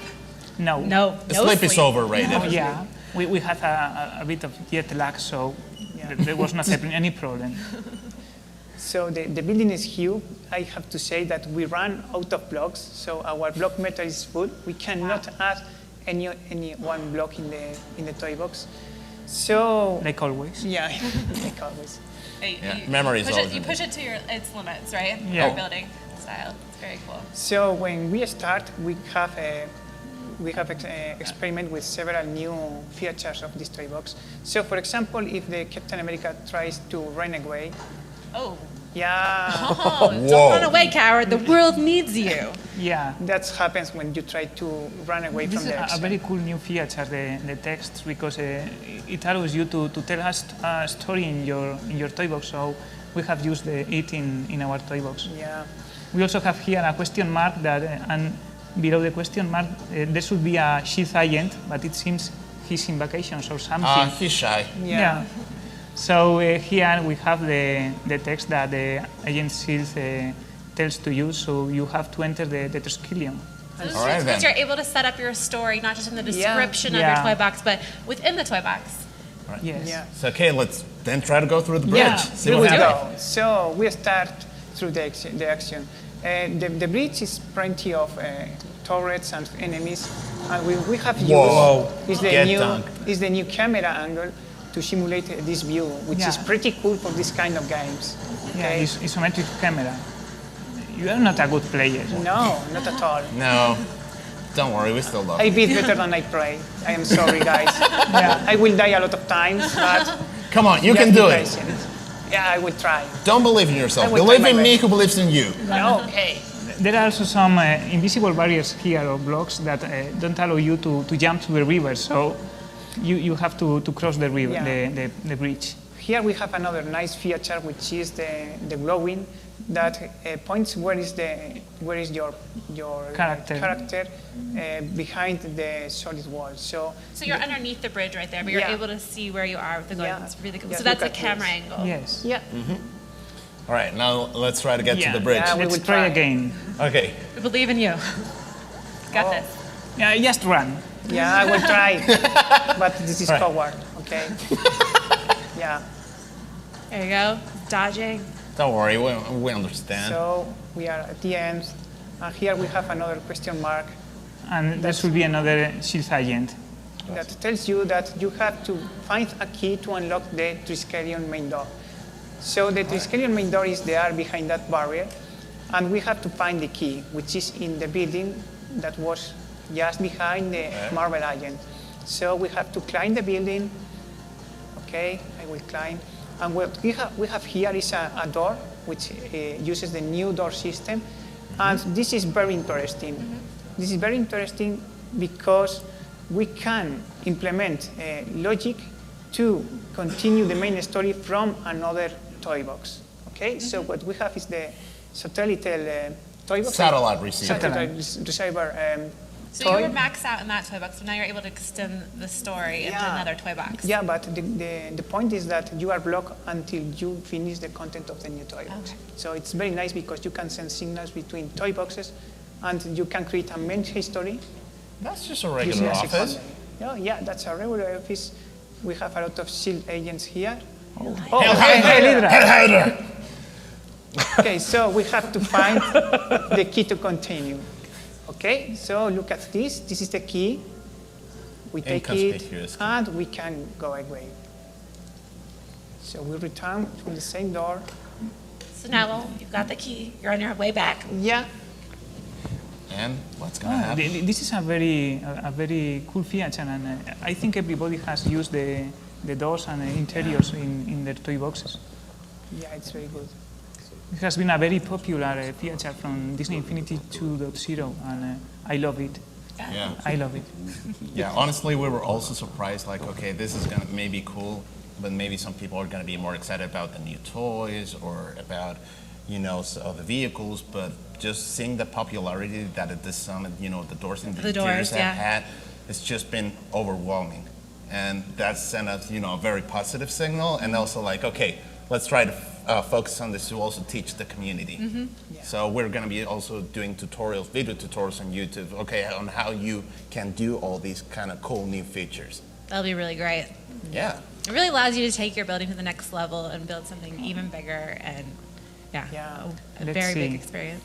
It's loading. Yeah, it's a very big toy box. So Takes a little time to load. Yeah, don't worry, we can be patient. Hey, you guys, so John Blackburn was just actually talking about how clever he thought it was. So you guys actually hid a key inside of an interior to bring back into that other toy box. Yes. You know, can you talk a little bit about what you were thinking there in terms of from a game design perspective? I mean, just to even try that seems rather intuitive.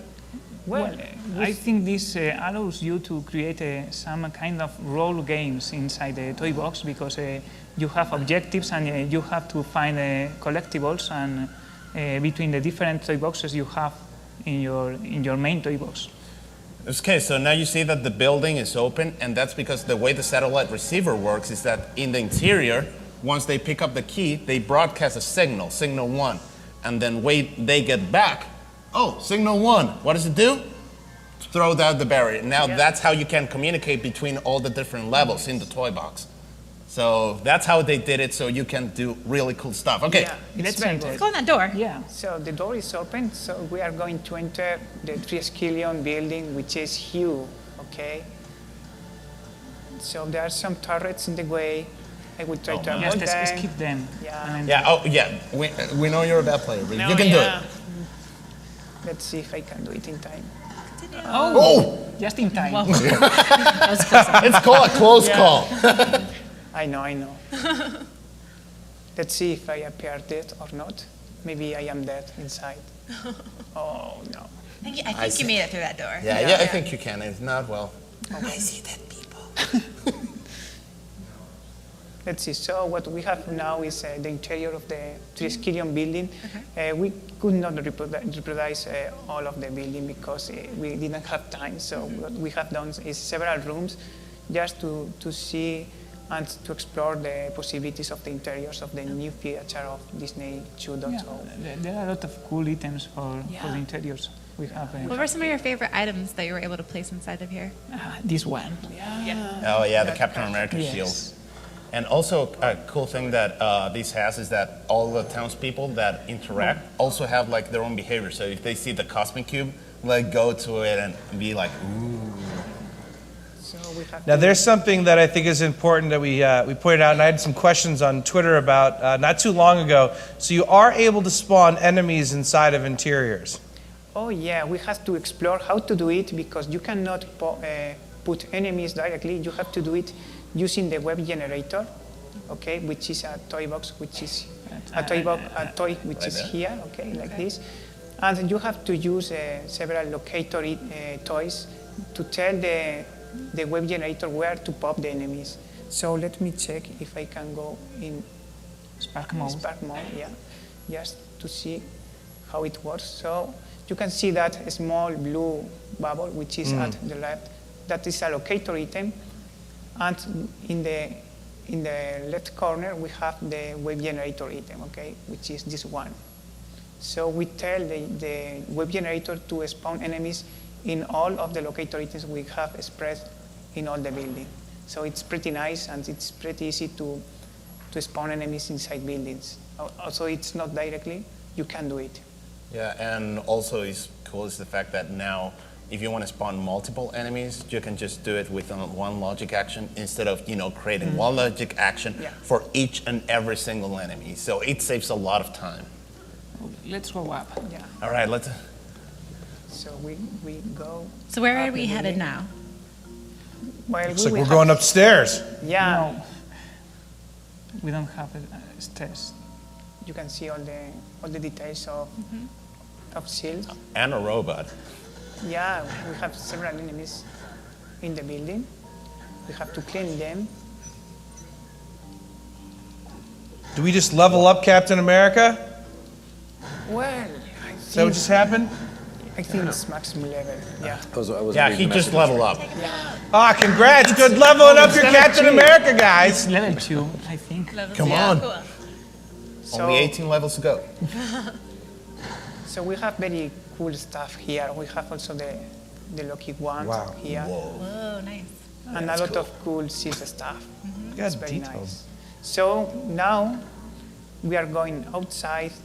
You guys have to imagine that we have cleaned like 20 floors or something like that, because we will appear at the top of the building. Okay. Okay, so that's pretty cool, this kind of features to pop from one toy box to another, and you can choose the position where you want to pop. It's a very nice feature. And link logic between them, it's also a very nice feature. All right, so basically, you're saying that from this one, you can appear in a different spot than if you came out from the other building, you know, where everybody was saying Hail Hydra? Yeah. Okay. That's really good. That's kind of cool. Yes. And it's made also using the locator item, which is, you can use it for a lot of purposes. Yeah, so the locators are going to be your best friend in 2.0. You can use them for generate enemies, friends, objects like, you know, like how those mines in the bridge. There's also use those locators for seeing camera targets. You can see, okay, look at that direction. They are super versatile. Yeah. And what other toys have you liked using? I think the invisible blocks, just to just to lock the avoid the user to jump through the bridge or something like that. And in this case, we have also this. Basically, you wanted to avoid David from jumping from the bridge? Yes. Okay. And also here from the. Okay, so you're a concerned brother. Yeah. Okay, so we are now at the top of the building, and we here have a puzzle. We only have 2 items because somehow it got bugged, but we can pass, okay? So imagine that we have to put these kind of items in these pressure sensors just to activate them. Come on. You can do it. Yeah. I'm sure. You can do it. Come on, let's all cheer him up. I can, so I will continue. Okay. So this is No, we have an invisible barrier. You can continue. Come on, man. Put just Okay, one continue. and see, and let's see if it works. I cannot take it. Oh. This one. Let's see. Oh my God. I'm sorry, I'm not very good player. There we go. No? Oh.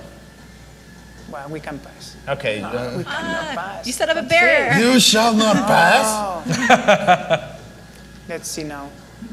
Okay, let me go in Spark mode, please. Oh, no. Yeah. Cheater. Just skip all the platform system and. Yeah, I will skip this because it's pretty tricky and I have died a lot of times here, okay? Looks very challenging. So I will go to... Land in the checkpoint, please. Yeah. So we understand correctly, what you guys were doing there was actually taking those batteries there, putting them down on those trigger plates in order to despawn the invisible wall so let you go to the next part of the level? Yes. Yeah. That's exactly what we did. And if we were playing in a multiplayer game online, you know, with up to 4 players in the toy box, could all 4 of us stand on those plates to do that same type of trigger? I think Technically, you could. Yeah, it will be. It's called teamwork. That's right. Congratulations. Like the 2 brothers from Spain that we're Yeah. seeing right now. Teamwork.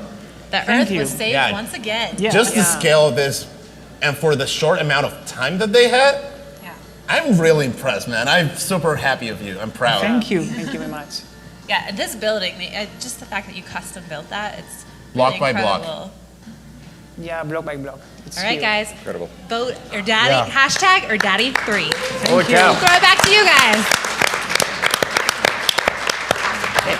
You guys did great. So that's it for Jose's team. I would say that last toy box by Daddy3 was pretty impressive. Yeah, that was super cool. Yeah, I mean, just in terms of all the detail from them building those buildings block by block, and then of course, you know, the teamwork of them is very interesting to me. Anything in particular that caught your eye there, John? No, I think just retelling that piece of the film, you know, is awesome, and then also just the sheer size. I mean, the scale of it's massive, but then also just some of the intricacies of that whole idea of going in there to get a key, to take it back out, to open another door. Yeah. I think that's a really clever use of some of the tools. I think it's awesome. Yeah, absolutely. So speaking of redoing, you know, a scene from the film, H&M, Ryan Panagos, it probably makes sense to see some sort of recreation from some sort of Marvel film. What would you like to see recreated in the toy box from maybe one of your favorite Marvel films? It'd be cool to see the Avengers versus the Chitauri in New York City, because you can make this great city in the game, Yeah. and you just fill it with all kinds of cool, you know, creatures and monsters and big battles, and you know, like especially if you're jumping from one character to another, and you know, oh, you got to go over here, and you know, Iron Man flies over. It'd be really neat to see. That would be fun to see. So for all you guys watching on Twitch TV right now, all you Disney Infinity fans out there, you heard it here first. H&M wants to see a recreation of that famous scene from the Avengers film, the first Avengers film, where all the Avengers are fighting the Chitauri, and then I don't know what we would do to simulate that big gigantic Chitauri. The Leviathan. The piece, Leviathan. yeah. Is that a Chitauri? Yeah. That's yeah, part it's of their. it's part of their race. Yeah. That's amazing. Yeah. So, all right, guys, we're going to jump to a couple more questions from you out there that are asking us all about new things inside of Disney Infinity 2.0. We're going to jump over to Smelly Cat 194. That's a great name.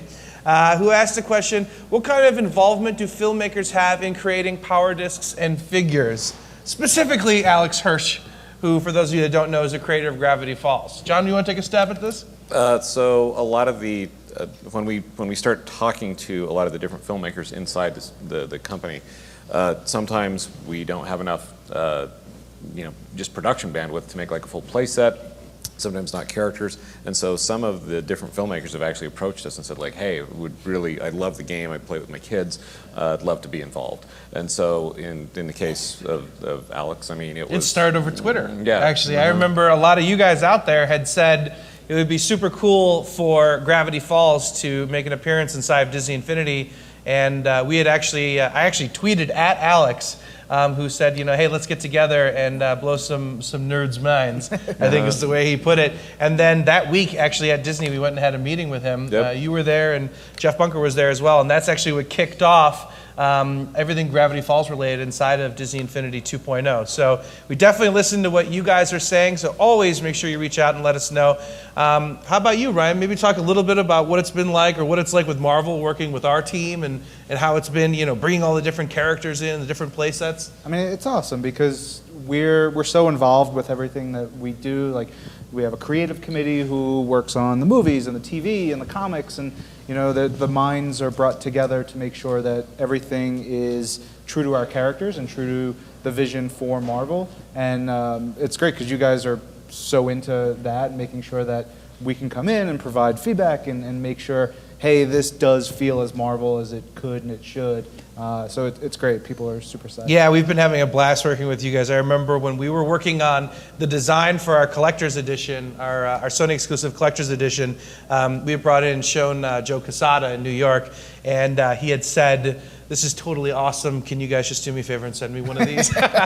So don't worry, Joe, we got your back. We're going to definitely send you one. And for those of you out there that are watching right now, we've got a PlayStation exclusive collector's edition for PS3 and PS4. It features an amazing diorama display base. It also has the Incredible Hulk 1 month early, so you'll be able to get him at launch on September 23rd, exclusively inside of this PlayStation collector's edition. And then he will be available as a single individual character about a month later. I think it's October 28th in all retailers worldwide.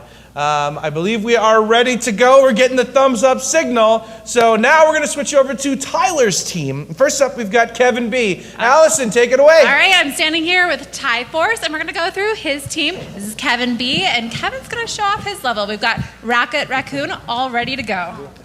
Yeah, he's definitely ready. This world is based off Wreck-It Ralph's Hero's Duty. I'm definitely excited for this one. Did you just say duty? Duty. Live on TV. It had to be said. Anyway, what I've had fun with this world is just really exploring how many awesome options came with 2.0. So really, this is just the fun of all the new tools I discovered. So is this the very first air duct rave in Disney Infinity? Yes, I would have to say. I was debating on making a dance club, actually. I love these new lights. They're so cool. So how are you doing those things? Okay. It's through an effects generator, and it's just triggered automatically when the world starts. There's all kinds of effects. There's explosions, lights, particles, fire, water. So we'll be seeing a few more of those throughout this.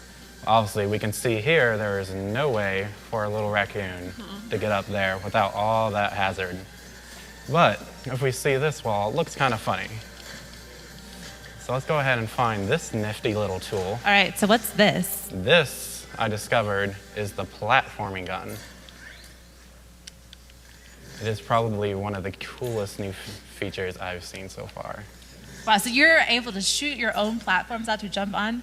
That's Yes. really cool. Whoops. Luckily they're black, so we're not going to get hurt yet. Well, let's try that again. Yeah, you have to be quick with the platforms. Not only do you have to charge up your gun, you got to aim it. There's lasers, you can't go too high. Okay. All right, we're good. More lasers, a little platform. Now, definitely the action, whoops. That's not supposed to happen. Let's try that again. But yeah, definitely one of the cool new toys is the Action Enforcer, where you can make your character do poses and animations, even though it's just triggering other things. So let's try this again. Grab hold of that. Yep. Let's go ahead and bypass this elevator here. But yeah, this one is going to make you float like anti-gravity, and then the fan's going to push you through to the ready room. Oh, cool. That's really cool. Yep, this here you can, if you have weapons, you can attach them.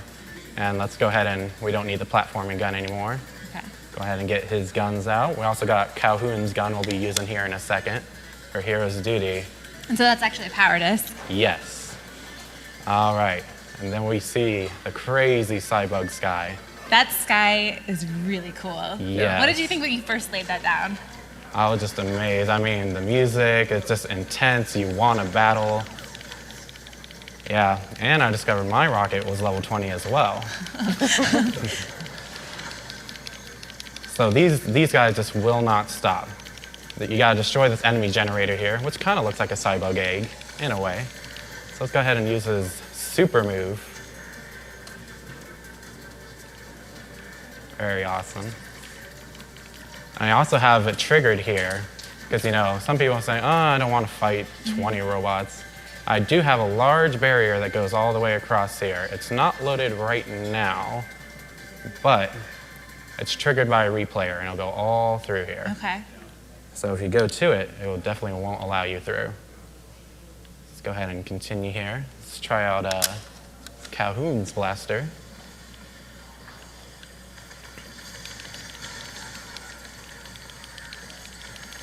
These guys just come in so fast. You've got a ton of enemies coming through this level.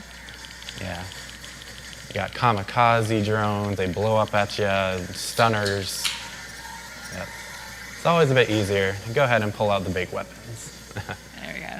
And it's dropping all sorts of sparks. The green sparks will replenish your health. The purple sparks will replenish your special attacks. And there's even some blue sparks in there that'll increase your level you Yep. up there. This tower also has a shield before you can destroy that generator back there, so you can't climb it. And then right here, I've discovered the new rail sections are just fantastic. There are targets you have to shoot. So, go ahead and shoot that. Now it's spun. We can continue on. We can choose which direction. Oh, nope, didn't switch in time. Let's try that again. I got invisible checkpoints set out throughout. You can always retry if you mess up. This time we will shoot this target, or we won't. Or we'll go backwards and we don't know where we're going. Let's try that again. But yeah, I made that target in case you do need to do it again.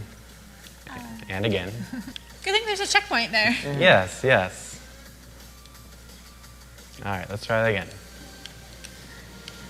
Oh. There you go. So that's definitely another thing that's different from 1.0 is all the customizations that the rails have that we didn't have in the first. A vertical rail right into it.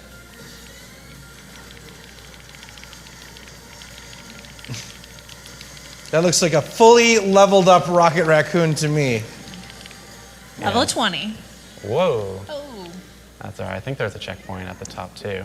Level 20 Or doesn't maybe save you not. from falling off the edge. Yeah. I thought there was. That's all right. Hopefully we'll do it right this time. Maybe we can just jump right over with skills. Maybe not. Oh. All right. Let's go ahead and. No pressure. It's not like we're live streaming on Twitch. Thank goodness. And guys, if you're going to be voting for KevinB, use hashtag KevinB. And it's his birthday this weekend, so maybe wish him a happy birthday as well. Happy birthday, Kevin. Thank you. Thank you. 20. I can't believe it. Let's Is go this a ahead good way and. to spend your birthday?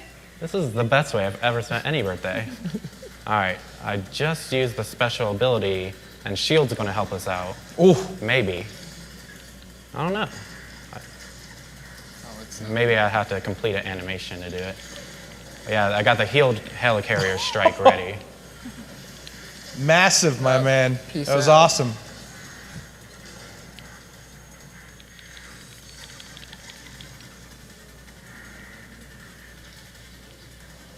And all the new bridge textures and the terrain pieces are definitely incredible. Like, there's so many new terrain pieces that change based on your texture discs.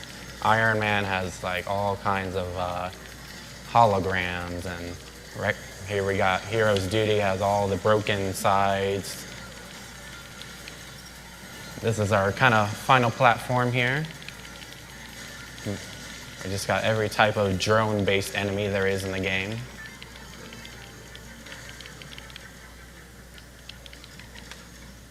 You can use the terrain to your advantage here. You got a nice sniping tower. Go ahead and charge up the guns to get a sweet explosion attack. Take care of a lot of drones at the same time. And hopefully our shield carrier here will be ready soon and help us out. That's ready. Yeah, you can also increase and decrease the difficulty of your toy box, and these drones can become harder. Obviously, if you have a level 0 character, this would be a lot harder. But for a level 20 rocket, it's not really a He's problem. handling it. All right, so let's see if we can get this rocket to work. Oh, looks like we missed.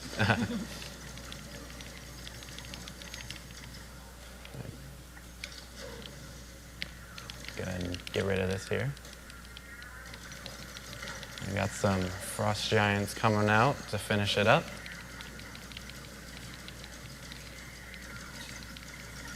So being such a battle-heavy oriented level, is there anything that 2.0 has brought as far as battle goes that impresses you most? Definitely just the endless generators and the decreased spawning time makes it a lot more intense.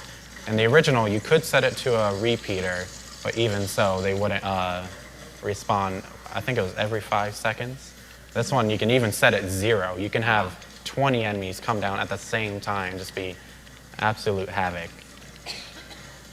It definitely creates that over-the-top battle, just nonstop chaos. Yeah, that's what I was definitely excited for Heroes Duty Sky. I mean, it is quite something to behold. There's no Cybug enemies, but, you know, it's definitely cool. Reach the top, do our little victory pose. Yeah. And that wraps it up for this one. That's an awesome toy box, Kevin. Thank you very much. Thank you. We'll get another one in a minute. All right, so it's coming back to us now. So what did you guys think of that particular toy box by KevinB? Blasty, blasty. Yes, Awesome. exactly. Rocket Raccoon maxed out is pretty insane when he's dual wielding guns, all his different special moves that he has. What did you think, John? I mean, the combat was obviously front and center, but you know, I thought that using the platform gun that he was using earlier on was actually a really cool use of that, and I haven't seen that yet today. And then also just the rail grind section. Yeah, we saw that for the first time, I believe, inside of that particular toy box, where we actually have separate rail grind paths that you can actually shoot targets to then change, right? Right, yeah, so you can, it's a lot more interactive this time around, you know, it's how you want to use those and how you're going to use them in your level from a skill-based mechanic. Yeah, it's interesting because we've seen some people use them in kind of the Marble Madness-like way, as you guys saw earlier, where we're using the different weather vanes to move the ball around. Then we have some people that use them traditionally as the actual rail grinds. I'll be curious to see when people actually start making different rides and putting different vehicles on top of those rails and seeing what that's like. So, you know, Ryan, before you take off, because I know you gotta run and jump on to all the Marvel fans that are yes, tweeting you and messaging you all over the place. Is there any parting things that you want to say to all the different Marvel fans that are out there right now, or Disney fans that will soon become huge Marvel fans? No, I'm just excited because everybody gets to experience new things and get introduced to these new characters, whether they be Marvel fans who get hyped for some cool Disney stuff, or Disney fans who are like, this guy, Groot? What's he all about? Oh, he's awesome. I think it's going to be fun. Yeah. The game's going to help a lot. Is there any character, I know we talked about this yesterday on your podcast, is there any character in particular that you'd love to see from your Marvel universe join the Disney Infinity Marvel Superheroes roster? I got to have Captain Marvel. Yeah? Carol Danvers. I'm a proud member of the Carol Corps, as we call ourselves. And all right, we got some people clapping for Captain Marvel. Yeah, she's awesome. So, yeah. Well, the good news is, Ryan, is that we're always adding new characters to Disney Infinity. And there's a tiny Captain Marvel in the game too. She gives missions and stuff like that. Yes, so we have a townsperson of Captain Marvel that's inside of the game, and of course we're always adding more characters. So maybe we can fulfill your wishes and the wishes of Marvel fans out there that might be watching right now. Yeah. So thank you so much, Ryan. Sure. Agent M on Twitter. You guys make sure you follow him. And next up, we're actually transitioning over to D Animator, who's also a part of Triforce's team. And so hopefully we're mic'd up and ready to go. We're going to throw it over to Allison. We're ready. All right. So we're here with D Animator, who is one of our Movie Magic video contest winners as well. He created a really cool video that was Gusteau's Kitchen. Definitely check it out on our Disney Infinity YouTube channel. So let's see what you created here today. I made a Groot-themed toy box, and the idea is that Groot has fallen in battle, and you have to plant 4 seeds for the chance of him regenerating. So I'll start.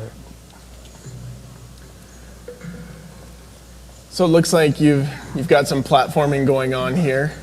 And I don't know if any of you saw, like, there were those circles on the ground. Those are some pressure plates that, you know, I had an opportunity to work a little bit with D Animator, trying to figure out some cool stuff to get going. And he had this idea of planting seeds to build Groot. And granted, there's no seeds in the level. We have these cool things. You'll see them coming up right now. So D Animator, is this inspired by some of the events that may or may not have occurred inside of the amazing Guardians of the Galaxy film? It's out in theaters now. Yeah. You like that? I love that. Always pitching. That's great, man. I believe this took place right after the Howard the